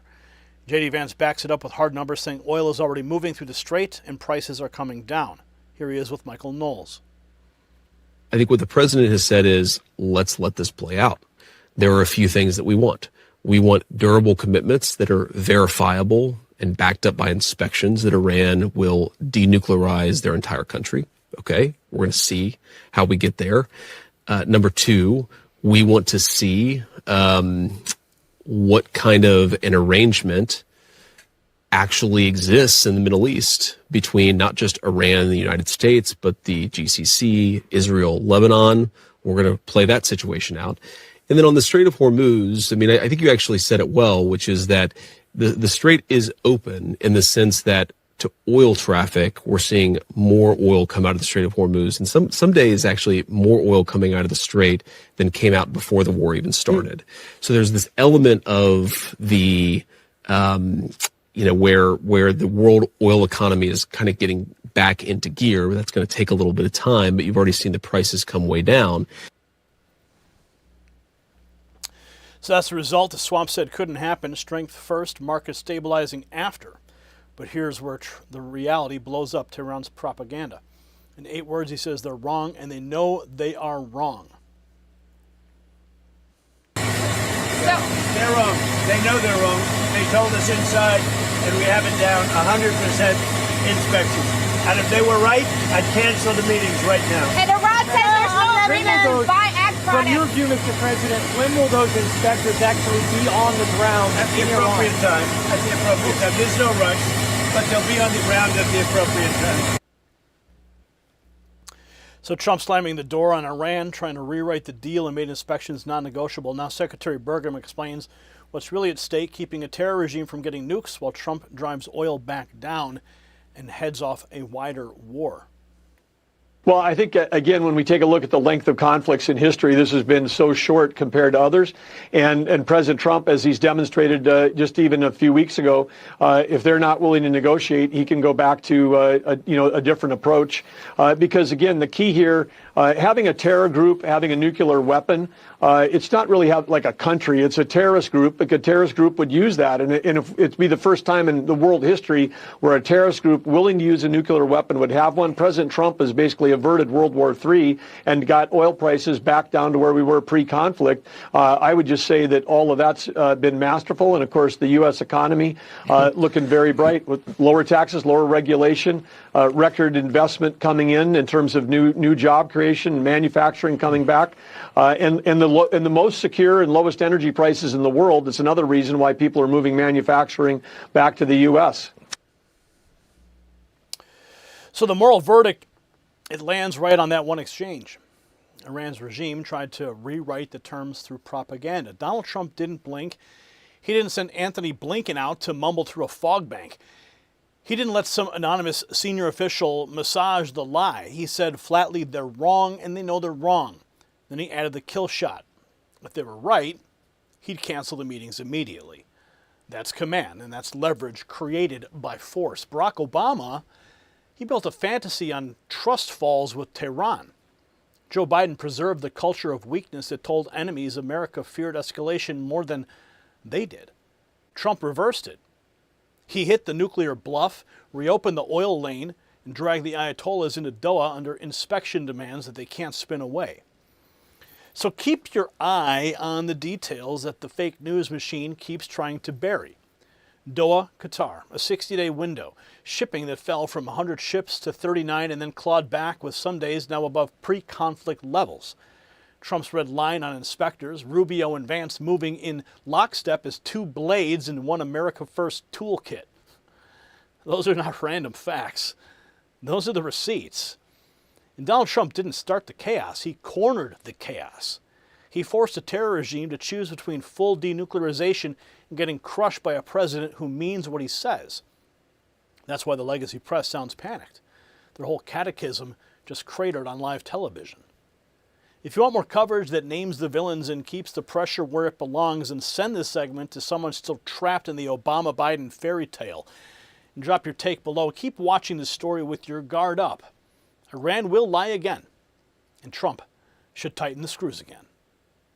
And make sure that you're getting the notifications when YouTube never sends them. Thousands of patriots have already texted the words raw feed to that number you see right there on your screen, 844-840-4963. We're bypassing the algorithm and going direct to you. A notification from me right to your phone every night with the news that matters so you can get caught up on all of the day's events. And make sure you're celebrating America's wins by going to the merch shelf below this video or shop.nextnewsnetwork.com.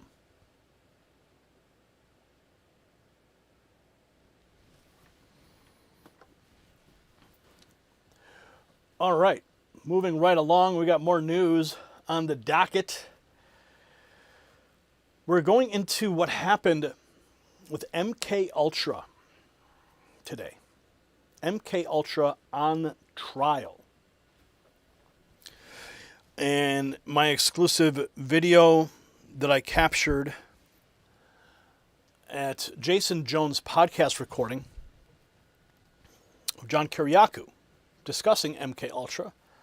If you don't know, John Kiriakou is the CIA whistleblower who exposed the CIA's torture techniques and went to prison for it. Well, now he's out and he's talking, making a lot of noise. Okay, so we're going to get into these stories today. Let's see here.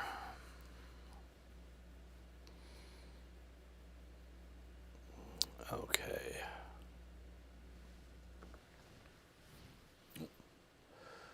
Here we go.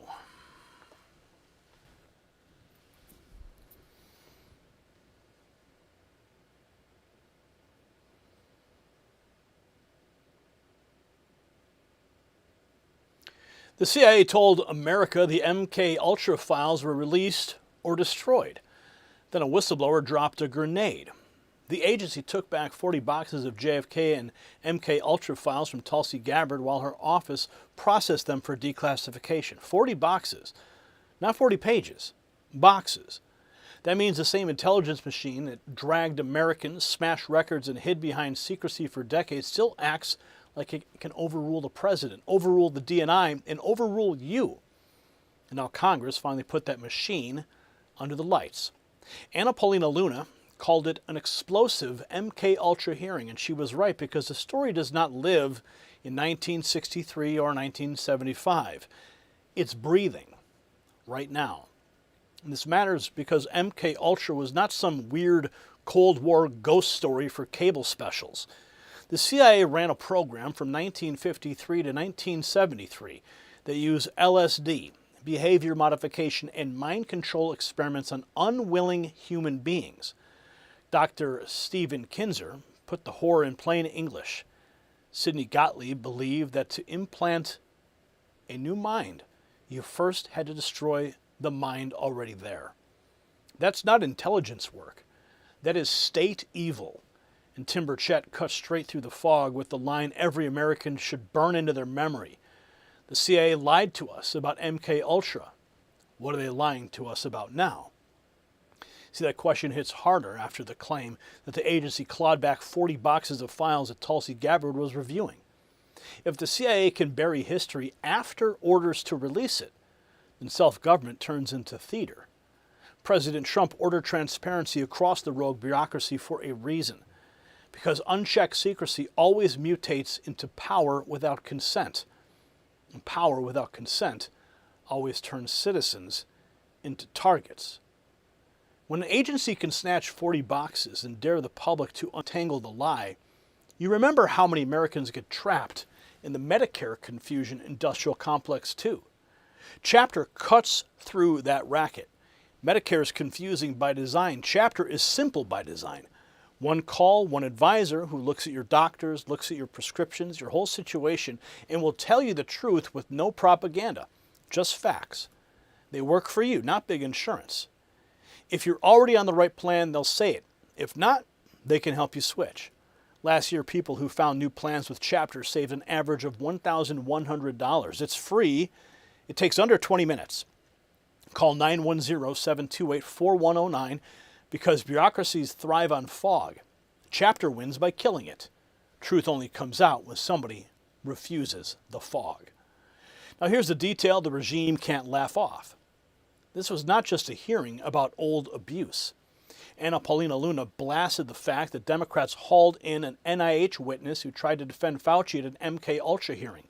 Eli Crane torched it. Exactly right. Nobody trusts the NIH after COVID. So now you have the CIA hiding mind control records and the NIH acting like a credibility shield in the same room? I'm going to show you the people who are saying it because the viewers instantly saw the pattern. News Nation, a task force investigating long classified federal secrets, holding a hearing focused on the CIA's controversial MK Ultra program. There will be a hearing focusing on one of the CIA's most notorious and secretive projects. The MK Ultra program was run throughout the Cold War, and the CIA used the project to drug unwilling participants with LSD, experiments with truth serums, mind control methods, you name it. News Nation national correspondent Xavier Walton joins me live now with more on this. I mean, Xavier, there's a lot to unpack here. Do lawmakers expect to get anything concrete from this today? Well, that's a great question. I'd say some are optimistic while others are pessimistic. You know how it goes. But either way, congressional lawmakers, they're going to at least expect to, hear answers into the CIA's use of mind control tactics from 1953 to 1973. The story is just so wild. It actually inspired a movie and TV series. Project MK Ultra was an illegal research experiment implemented by the CIA after the U.S. feared China and the Soviet Union were using brainwashing tactics to manipulate prisoners. It allegedly included intense electroshock therapy, hypnosis, isolation, and experiments, as you mentioned, with drugs like LSD. So the CIA also criticized for who they experiment on, right? Often inmates, psychiatric patients, or even terminally ill patients as well without their consent. The House Oversight Committee is hoping to get some answers at this upcoming hearing. The committee's chairwoman, Florida Republican Anna Paulina Luna, writing the intelligence community has covered up the nature and classification of the MK Ultra experiments for decades. Americans have been misdirected repeatedly and deserve transparency as well as accountability from the CIA. So the CIA eventually. So the setup is clear. The CIA hid the program for decades, and Congress says Americans are deliberately misled. Now here are the lawmakers in the room led by Anna Paulina Luna. So it matters because it's not theory. Next, the investigation zeroes in on what MK Ultra actually did to human beings under the Cold War excuse. House Oversight Committee task force investigating long-classified federal secrets of the CIA and its controversial MK-Ultra program, Cold War-era project, explored mind control behavior. The Tuesday hearing examines the program's history, why it remained classified, and whether the CIA has fulfilled its responsibility to be transparent. Lawmakers investigating the CIA's long-classified mind control project. Now, here's the hearing. Author Stephen Kinzer lays out the CIA's push to weaponize mind control on the records they destroyed. Thank you very much, Madam Chairman. Let me begin by expressing my gratitude to this task force for confronting the enormous issue of overclassification of government documents and the culture of secrecy that enables it. I'm especially gratified by your interest in MK-Ultra, the project the CIA carried out through the 1950s in an attempt to find the secret of mind control. MK-Ultra was one of the most secret government programs in American history. The chemist who directed it, Sidney Gottlieb, lived in total anonymity. My book, Poisoner in Chief, may be the most complete account of MK-Ultra that exists in public, but I'm painfully aware that I have discovered only a small portion of what MK-Ultra was and what Sidney Gottlieb did. In 1951, the CIA hired Gottlieb and directed him to launch what became MK-Ultra. Gottlieb believed that in order to find a way to implant a new mind into someone's brain, you first had to find a way to destroy the mind that was in there already. In its search for ways to destroy a human mind and body, MK-Ultra conducted the most extreme experiments on human beings that have ever been carried out by a U.S. government agency. By any standard, they qualify as medical torture.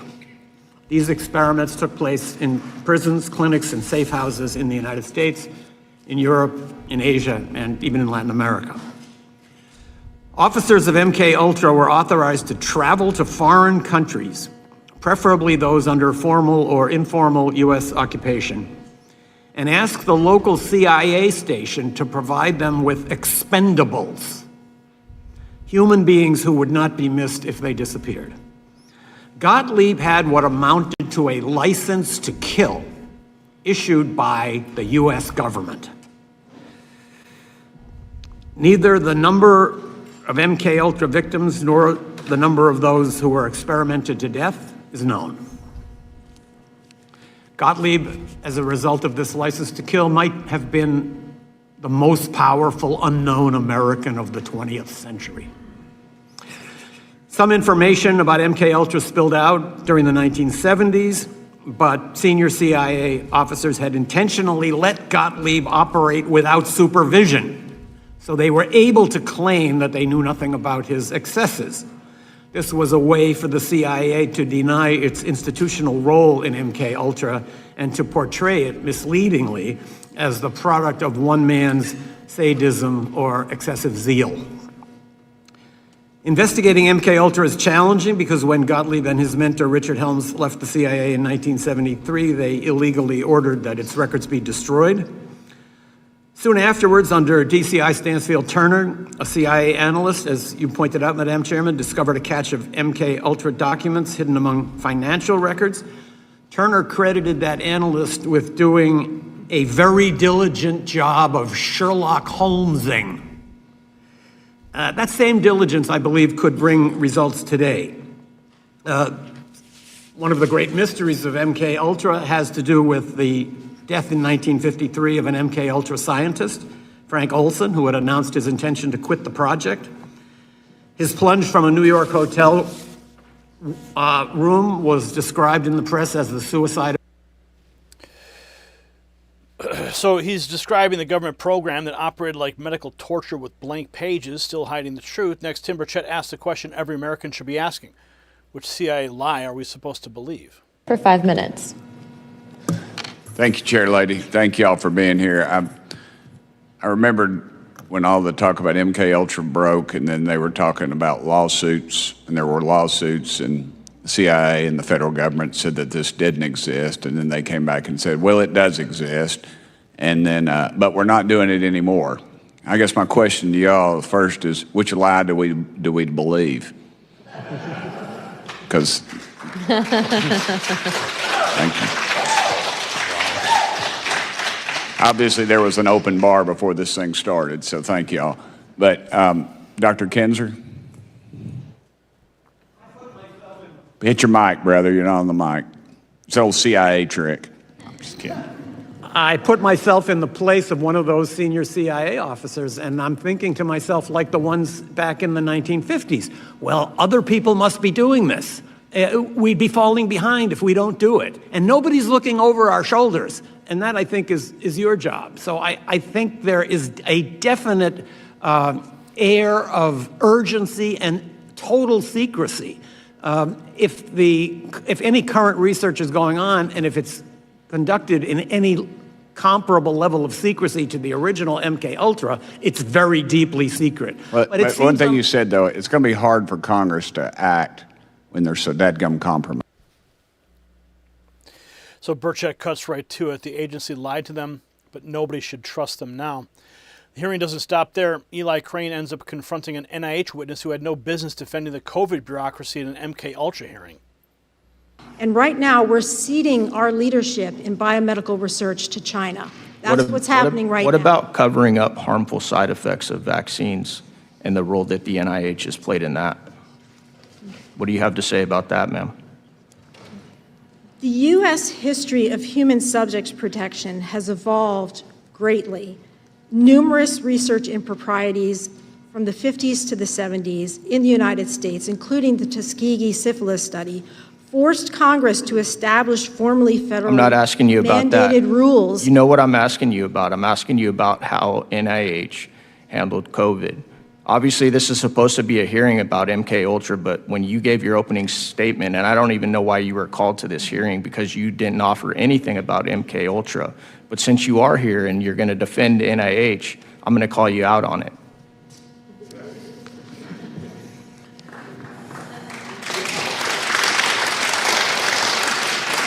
Do you see now what I'm talking about when you say that the NIH doesn't have integrity problems and trust issues? Did you hear the applause in this room?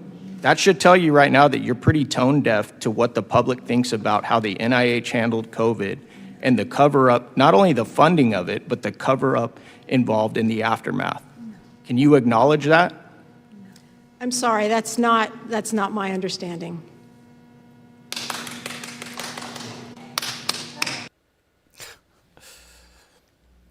So he wasn't about to let the same public health crowd dodge accountability.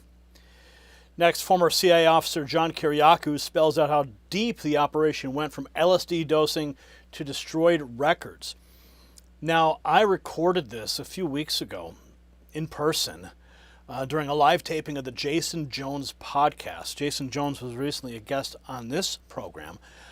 You should take a look at the interview that I did with him a couple weeks ago. Absolutely astonishing revelations. But he was able to talk to John Kiriakou for, I think it was about 3 or 4 hours. And it was a wide-ranging interview. And I just happened to capture these few minutes about MK Ultra. CIA LSD experiments on Americans led to many deaths, safe houses, germ attacks in South San Francisco, LSD bred in France, 85% of documents destroyed defying the church committee, director's $500 fine paid by the staff, and a big FU to Congress. This is just a portion of that shocking interview with John Kiriakou. I hope you're sitting down. Buckle up. Listen to this. In 1952 and ended in 1975. It included a lot of different things.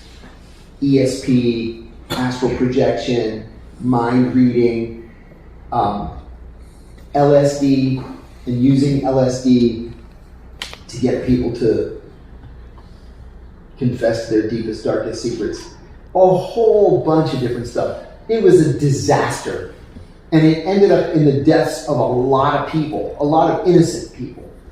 So the way it started off was the CIA recruited a source who was a fake, a phony source, who said, hey, the Russians are experimenting with this, ESP and astral projection and mind reading and all this stuff. we're behind the 8 ball.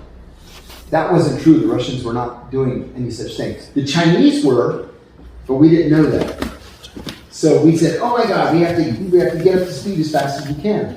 The CIA comes up with this program, MK Ultra, and they start just pouring resources into it, beginning with LSD. And because the CIA often moves into the area of utter lawlessness, they start dosing their own employees unwittingly. You just slip LSD into people's coffee and their food, and just see what happens to them. Well, I wonder what's going to happen to Joe if I dose him with LSD. Jacob's ladder. Yeah. Well, Joe's going to go to the roof and jump off because he thinks he can fly. And then you got to explain to his kids why your dad went to work this morning perfectly normal and then committed suicide at lunchtime. That happened. Yeah, that happened. In fact, there's even been a documentary about it. So that was one part of it.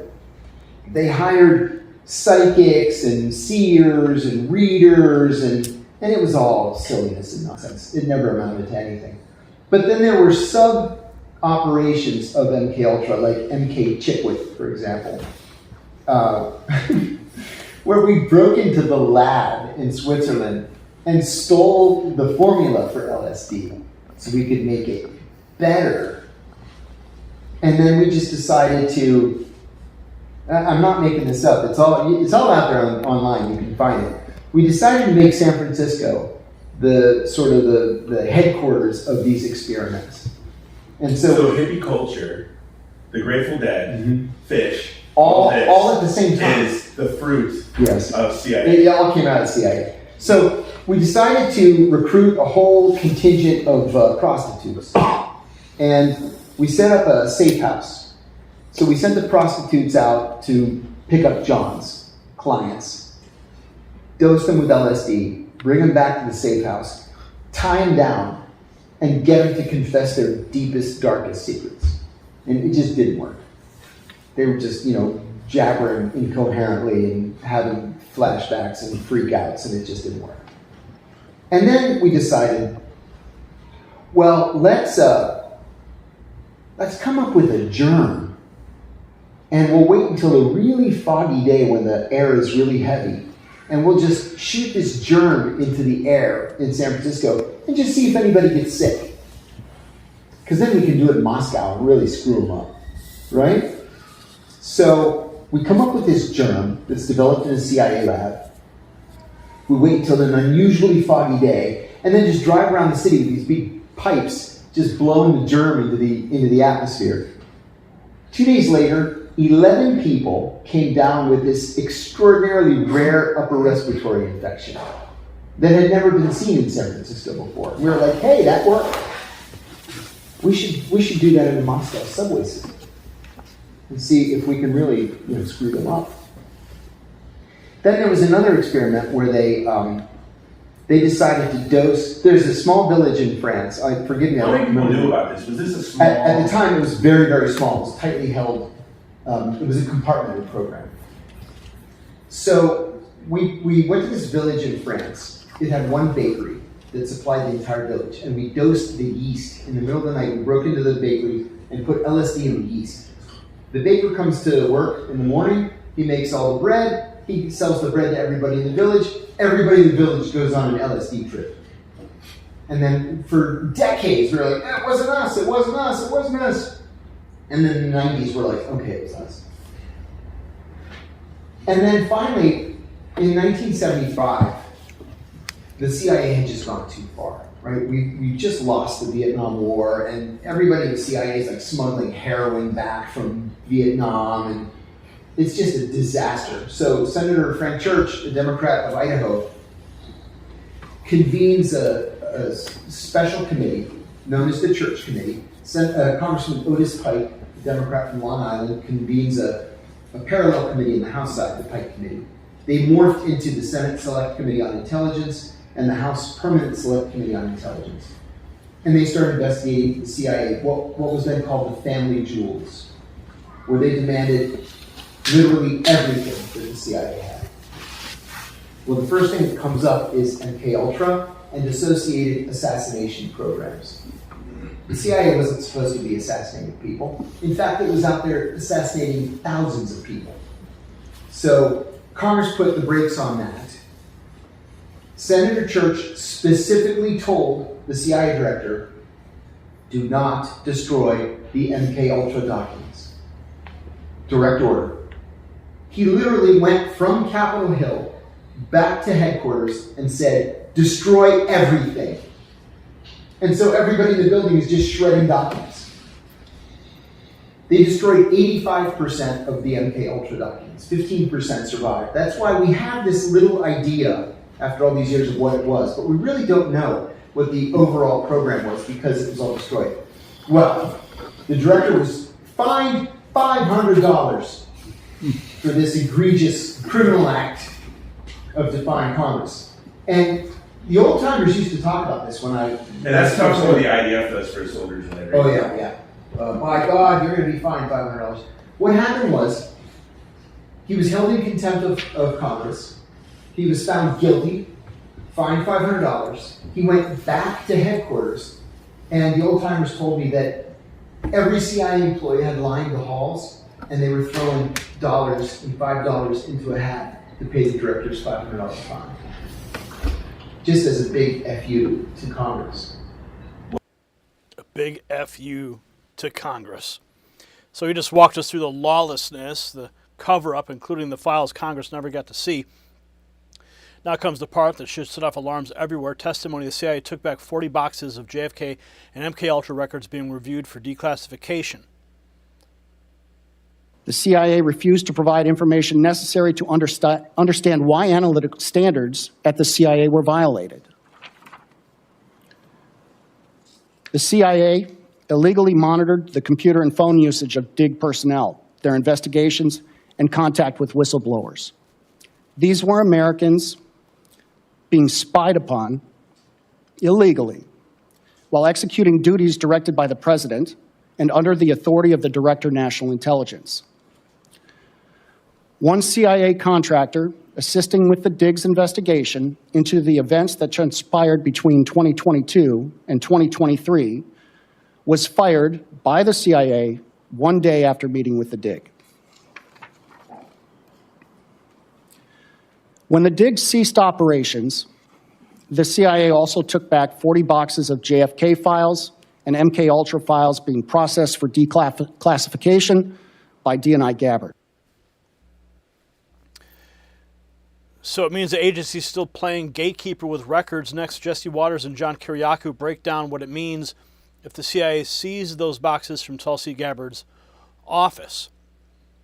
And John Kiriakou is the same person who I just played you the clip from the Jason Jones podcast. And here is the clip. Tulsi Gabbard's office. Agents hauled out dozens of boxes, files on the JFK assassination and MKUltra, the CIA mind control operation, which she was in the process of declassifying. Today's whistleblower said it during his deposition, and Congresswoman Anna Paulina Luna confirmed it moments ago. The reason why this is troubling is, A, there was an executive order that the president had directed the full declassification of JFK, but then also to the MKUltra files. The CIA famously has said that, all documents were released and other documents had been destroyed. So these are allegedly those documents that apparently never existed. Can the CIA overrule the president? No, the CIA cannot overrule the president. The CIA cannot even overrule the director of national intelligence. In 1975, the Church Committee, which became the Senate Select Committee on Intelligence, specifically ordered DCI William Colby to release all of the MKUltra files. He famously went back to CIA headquarters and ordered that all of the files be destroyed. 85% of them were destroyed. He was held in contempt of Congress, and then CIA employees lined the halls and contributed cash to pay for the fine that he was ordered to pay. We only know what we know about MKUltra because of the 15% of the files that weren't destroyed. These are among those 15% of the files.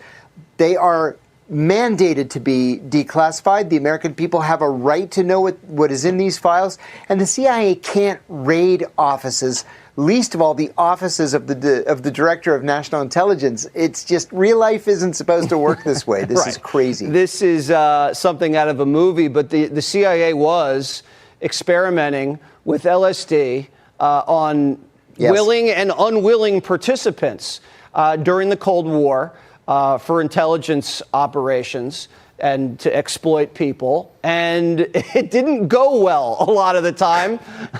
And they threw it all in a wastebasket, right? Like it never really worked. Is that why they don't want anybody to know about it? I think they don't want people to know any more than what we know about, for example, dosing innocent citizens of San Francisco, California, or a small village in France and putting LSD in the yeast at the only bakery in the village just to see if everybody in the village would go nuts, which they did, of course, or coming up with a program in San Francisco to hire prostitutes to dose Johns and see if they would cough up their innermost secrets. Ridiculous. And I recorded him saying those exact same words with Jesse Waters just a few weeks ago. So the peak of the story is not the hearing room wood paneling, not the black and white archive photo, not even the words MK Ultra. It's this. While Tulsi Gabbard processed JFK and MK Ultra records for declassification, the CIA took back 40 boxes. That act blows the cover story all by itself. William Colby claimed the files were released. The agency claimed other records were destroyed, yet somehow, decades later, boxes still existed, and the CIA moved to reclaim them when sunlight hit.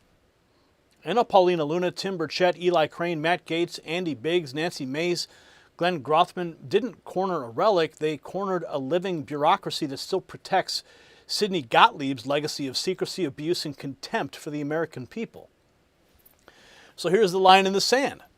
Subpoena every page, declassify every box, put the chain of custody on the screen, name who ordered those records pulled back from Tulsi Gabbard and who thought the CIA could veto elected authority. No more national security fairy tales from an unelected machine that drugged citizens and then lied about the paperwork for half a century. The Trump administration has a mandate to smash this wall of secrecy. And congressional fighters like Luna and Burchett, they just handed the country another opening. Use it. If you're sick of faceless agencies ruling from the shadows, then send this segment to somebody who still thinks the deep state is a conspiracy theory. And tell me one thing in the comments. After 40 boxes, who still believes the CIA came clean?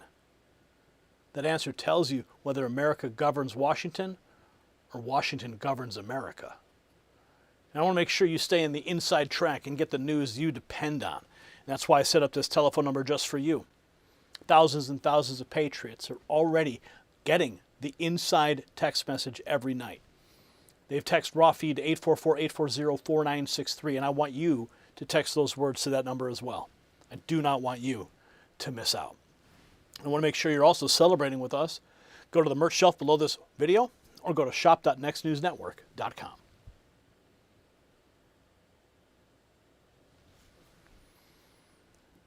All right. MK Ultra on trial. The CIA needs to get cleaned up.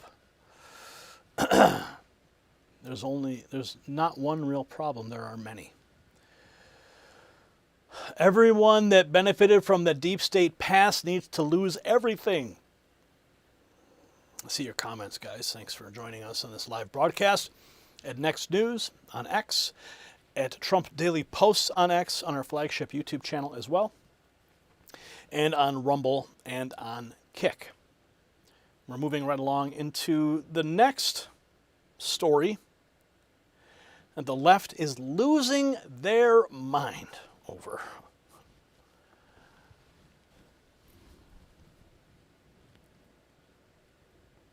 Ed Krasenstein looked at a gold eagle with a shield in front of the White House and saw Nazi Germany. Not the bald eagle, not the Great Seal, not 1782. He saw Hitler. And that's how broken the anti-Trump machine has become. President Trump posted one line, a golden gift to the White House for its 250th birthday year. And within minutes, the usual hysterics started screaming that Trump had mimicked 1930s Germany. Imagine hating Donald Trump so much that you end up smearing the American eagle itself.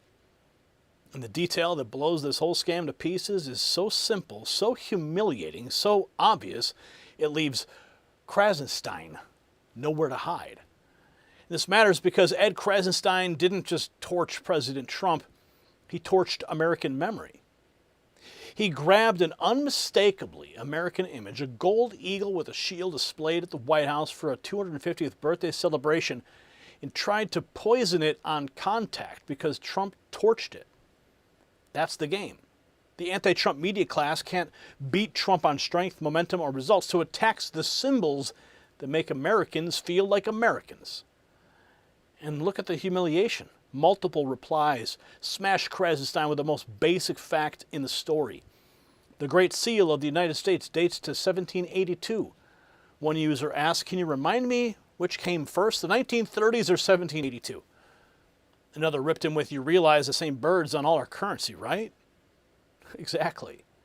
These people stared at the national bird, the eagle stamped on our money, our seals, our buildings, and our history, and they yelled, "Nazi."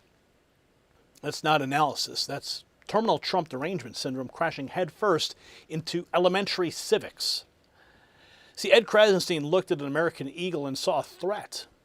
I look at strategic resources and see where smart people get ahead, which is why I keep watching Noble Gold Investments. Think about silver as the next oil, a critical resource in solar panels, electric vehicles, defense systems, AI infrastructure, and massive data centers. Growing demand keeps building, and it's still affordable.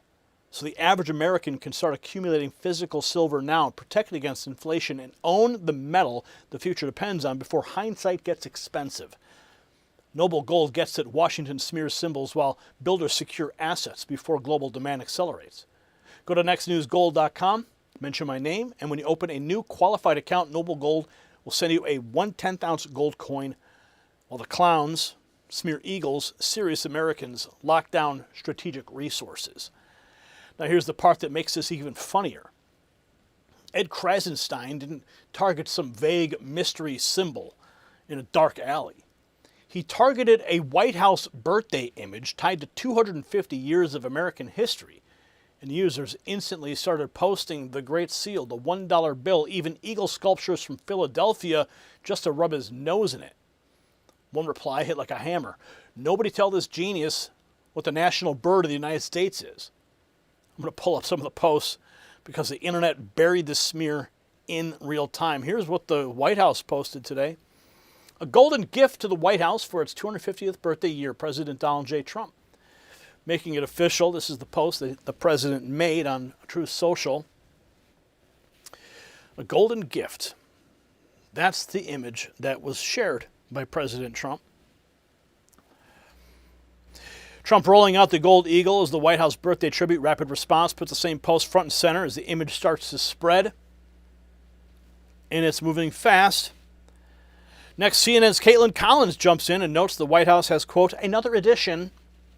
President Trump says there's been another addition to the White House. And she posts the same Truth Social post. So after the media flagged Trump's post, the usual smear machine kicks into gear. Here's Ed Krasenstein going straight for the lazy Nazi comparison. Donald Trump actually posted this. What do you notice here? On the right is an image of an eagle that Trump claims is being given to the White House for its 250th anniversary.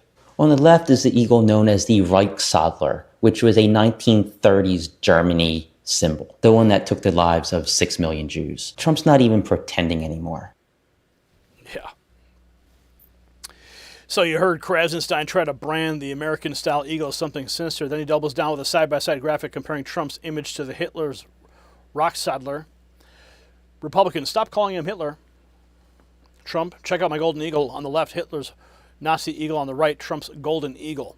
So he's pushing the comparison further. Matt Couch fires back with the obvious question, has this guy ever seen U.S. currency? You realize the same bird's on all of our currency, right, Dorcas? So Matt Couch mocking the claim, more users piling up. Jimmy Amato says the symbol predates the Nazis and called out Krasenstein for deleting the post.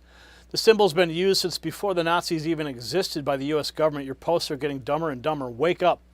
By the way, I saw you take this down because you realized how dumb it was. And this is the post that apparently he had deleted. Trump openly bragging that he accepted a gift as president. So the backlash wasn't just about a history lesson, it was about the retreat. Next, another user makes the date problem painfully simple. America was using the eagle long before the 1930s. Oh no, America's been Nazi since June 20th, 1782. I think not, Ed. So that post zeroes in on the basic fact that Krasenstein ignored. This is an American emblem. Another critic points to the Great Seal on the back of the $1 bill. The national bird of America, the bald eagle. Can't look at your money without crying, can you, bitch? You'd almost think Trump was a patriot, you dolt. That's what this George Orwell account wrote. From the dollar bill to the national bird, the rebuttal getting sharper. Stephen McGrath lays out the actual history, tracing the eagle and shield back to the founding era. It is distinctly American. On July 4th, 1776, Congress appointed Benjamin Franklin, John Adams, and Thomas Jefferson to create a seal. The final design, adopted in 1782, featured an eagle with outspread wings bearing a shield on its breast. The unsupported shield, which represents American independence and self-reliance, distinguished it from other symbolic adaptations of the eagle that preceded it. So here you can see the Declaration of Independence, the Great Seal, 76 to 1782. Seal used by President George Washington in 1789, the official seal of the U.S. Centennial in 1876, and the President Donald J. Trump White House Medallion 2026. So McGrath walking us through the timeline. Another response shows a giant American eagle sculpture in Philadelphia to hammer home just how the imagery really is. Ed Krasenstein. And in Philadelphia for years now, an American eagle sculpture spread wings at the Philadelphia building. So it's not just on seals, it's on buildings. Next, Ben Dempsey boils the whole debate down to one question: which came first, 1782 or the 1930s? Can you remind me which one came first? Yeah. So the chronological smackdown left the smear looking weaker. Nick Freitas delivers a one-liner about the national bird. Nobody tell this genius the national bird of the United States is. Now the mockery turns even satirical with a meme book cover titled "Everyone I Don't Like is Hitler." A child's guide to online political discussion. So that meme nails the less favorite playbook. Call everything Hitler.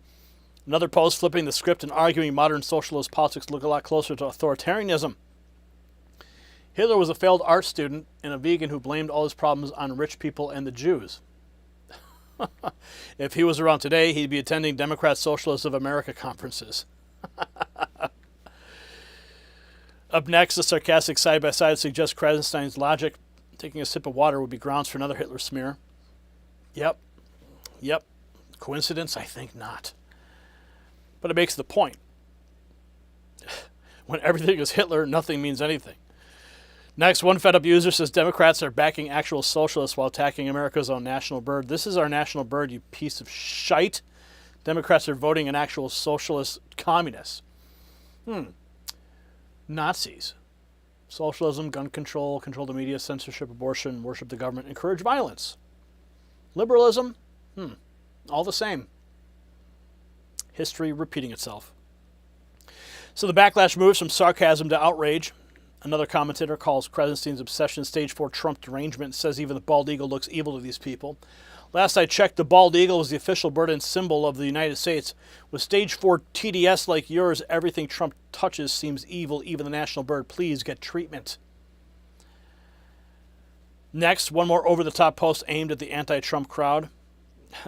The X-ray of a liberal. Ed Krasenstein. So the load-bearing fact, it never moved. June 20th, 1782. That's when the Great Seal of the United States entered our history. Not 1933, not Berlin, not Ed Krasenstein's fantasy feed. 1782. So when Ed Krasenstein barked that President Trump mimicked the 1930s Germany, he did something bigger than embarrass himself. He insulted the country. He took the bald eagle, the shield, the same imagery Americans carry in their wallets and see on federal iconography, and he tried to rebrand it as evil because Donald Trump used it in a patriotic White House celebration. That's how deranged this machine has become. Trump honors America in gold. Ed Krasenstein sees Hitler in the national bird. One man projects pride, the other advertises collapse. And that's really the dividing line now. President Trump posts a golden gift to the White House for its 250th birthday year, and patriots see exactly what it is: grandeur, history, confidence, an American eagle with a shield standing in front of the people's house. Ed Krasenstein and the anti-Trump parasites see a chance to smear, distort, and degrade anything national, anything beautiful, anything unmistakably American. They can't stand that Trump puts pride back in the center of public life. So here's the question. If a media loudmouth can look at symbolism rooted in 1782 and scream 1930s Germany, why should anyone trust a word out of that ecosystem ever again? Drop your take in the comments and share this with somebody who still thinks these people operate in good faith. And if the legacy press launders this garbage tomorrow, we'll hammer them by name too. They picked a fight with the bald eagle, and they lost. And I don't want you to lose either. And that's why I set this number up just for you. Thousands of patriots have already texted the words raw feed to 844-840-4963. They're no longer lost in the wilderness without the news they need to make informed decisions. I don't want you to be lost either. So take advantage, get on the inside track, and text those words to that number. And I will send you the notifications directly, one time a night. And celebrate the wins of America's 250th birthday by going to the merch shelf below this video or shop.nextnewsnetwork.com.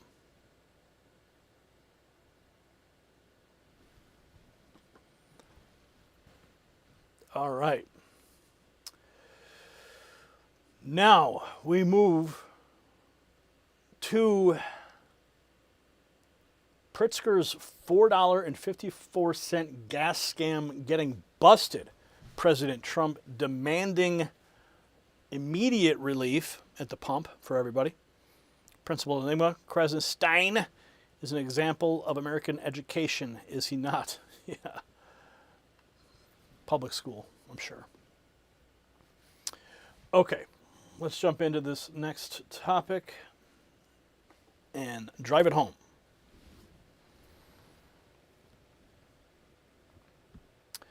Take a look at the border map. One side of the street under J.B. Pritzker hits $4.27, $4.39, even $4.54 a gallon.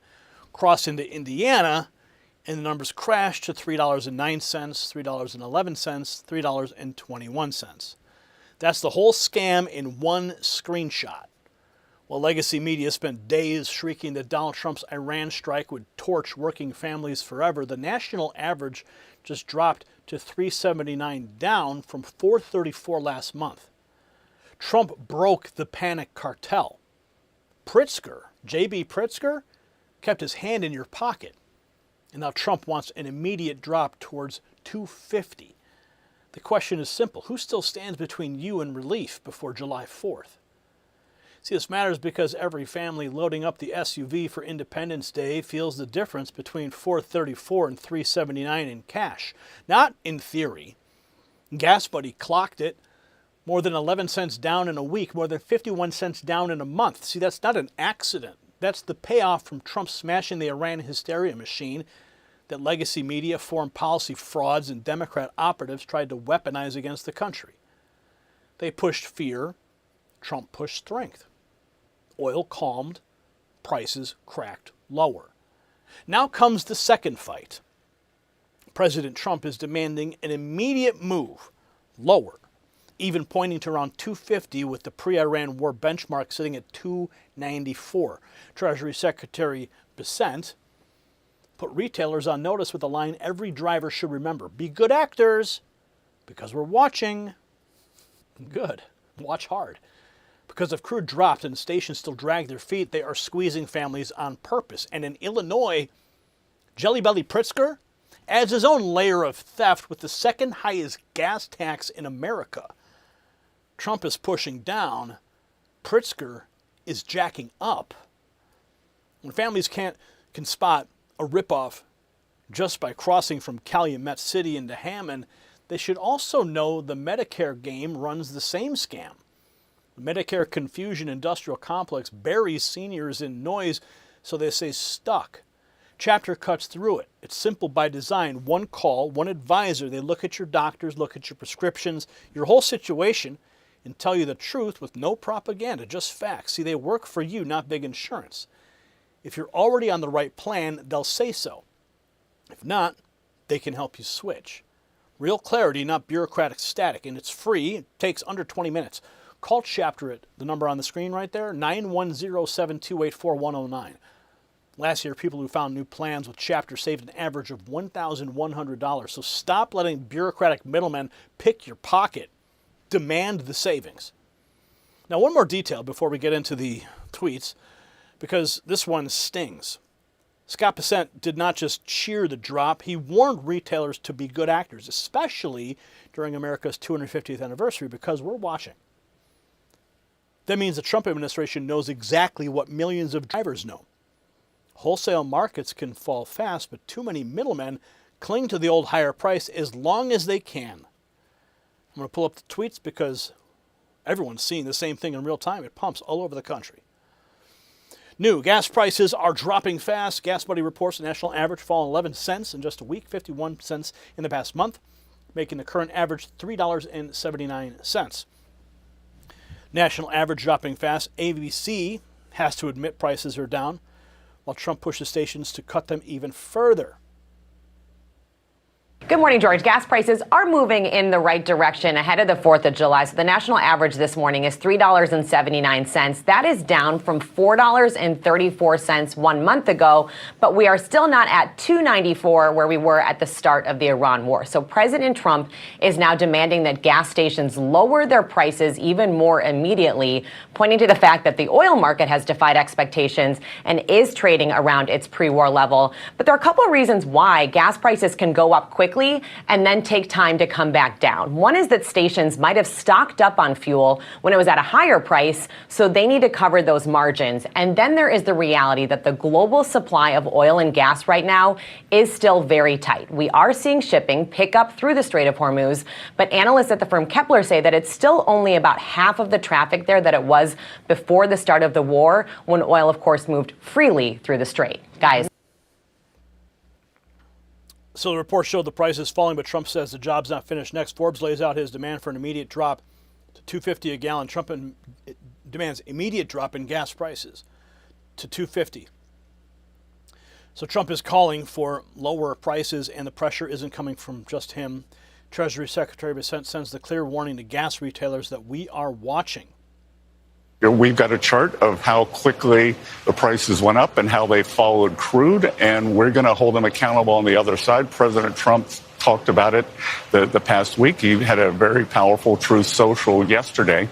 So I would encourage all the gasoline retailers. Some of them are owned by big oil. Some are independent. Some are international convenience chains. I would encourage them to be good actors, especially in the 250th anniversary, because we're watching.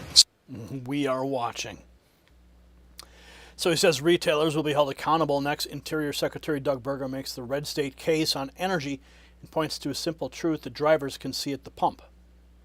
Teddy Roosevelt Museum, you worked so hard as a governor and as an individual businessman to bring it to life. The president's going to go out there. How special is this? It's going to be amazing. And, of course, the parallels between Theodore Roosevelt and President Trump just keep adding up and up and up between two people. TR was the president at the 125th, President Trump at the 250th. Both of them transformative people who really shaped not just the U.S., but shaped the world and the world order. And President Trump on the policies around energy. I mean, nothing short of the geopolitical center of energy shifting from the Middle East back to North America, back to the U.S. I mean, turning Venezuela, from a sanctioned adversary into a strategic ally in 45 minutes. I mean, who does that? President Trump. What's going on in Alaska? What's going on in the U.S. right now? It's great. So if anybody's driving for the 4th of July, a holiday, here's a tip. If you want to save over 50 cents on a gallon of gas, fill up in a red state. The average price in red states is 53 cents lower than it is in blue states. The blue states, and I say blue states, those are states controlled by state legislatures that have adopted policies of of less energy subtraction as opposed to energy addition. President Trump, his energy policy, laying the foundation for peace in the Middle East. So Burgum saying that drivers can save more than 50 cents a gallon in red states. Now look at Illinois, where gubernatorial candidate Darren Bailey says Pritzker's tax machine is keeping prices painfully high. Because we have the second highest gas tax in America. Thanks again, JB. He was quote tweeting Pambella, "Why is gas in Illinois back up to $4.19? I filled up the tank in Indiana today at $2.97. Because we have the second highest gas tax in America." Let's see if we can pull up the map there. Here it is. $2.97. Thanks, JB. So the border map says it all. Illinois drivers are getting hammered while Indiana is dramatically cheaper just miles away. Next, Bailey rolls out his fix: suspend the gas tax, repeal the hikes, and cut registration fees. Gas prices are finally dropping, but not in Illinois. We're paying second highest gas price tax in the country. A picture is worth 1,000 words. So after exposing the tax price gap, you can see, let's see if we can find, yeah, look at that. $4, $4, across the border, $3. It's insane. So after exposing the price gap, Bailey moves from diagnosis to a plan. Up next, a 3-step push to slash what Illinois drivers are paying. Suspend the gas tax for 6 months.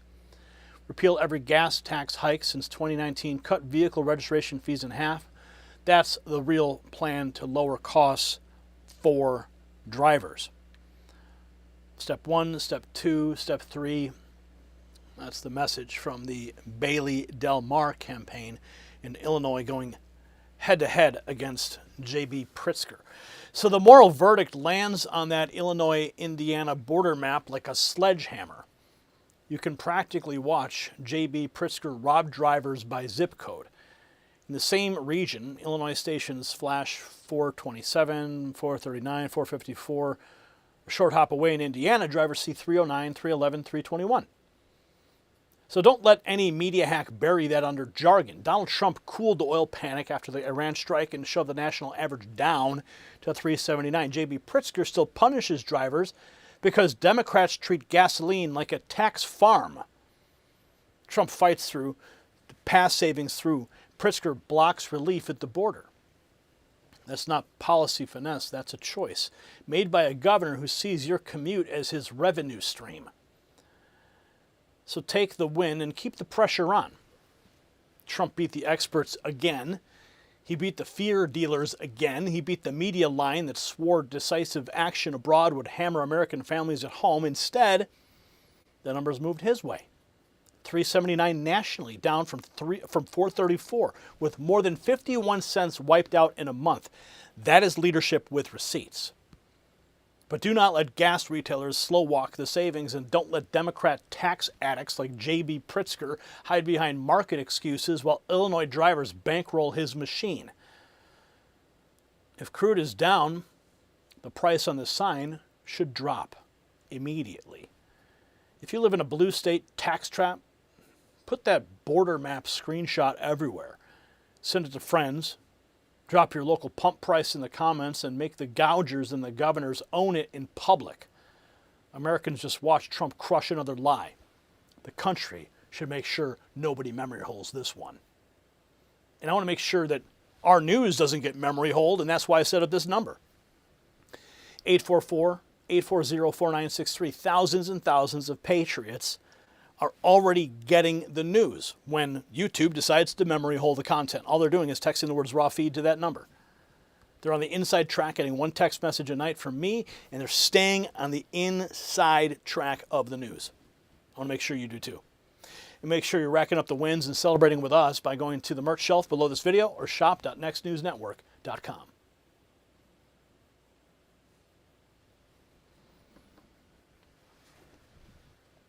$2.98 in Dallas today. Wow. Well, it's great to see you guys tonight. Thank you for joining us on this broadcast. 22,115 viewers across all platforms. Shadow ban still in effect across the YouTube ecosystem, sadly. The only way we can get through it is when you text message the link to this YouTube video to your friends and family and help recruit new viewers. Bypass the algorithm. Get on the text message list. Do whatever you can. Share the links when the segments come out. Help us bypass this blockade that is trying to strangle this channel to death. You guys are the secret weapon in our fight for truth. Don't let us down. Love you guys. Thanks for joining us. Have a great night, and we'll see you tomorrow.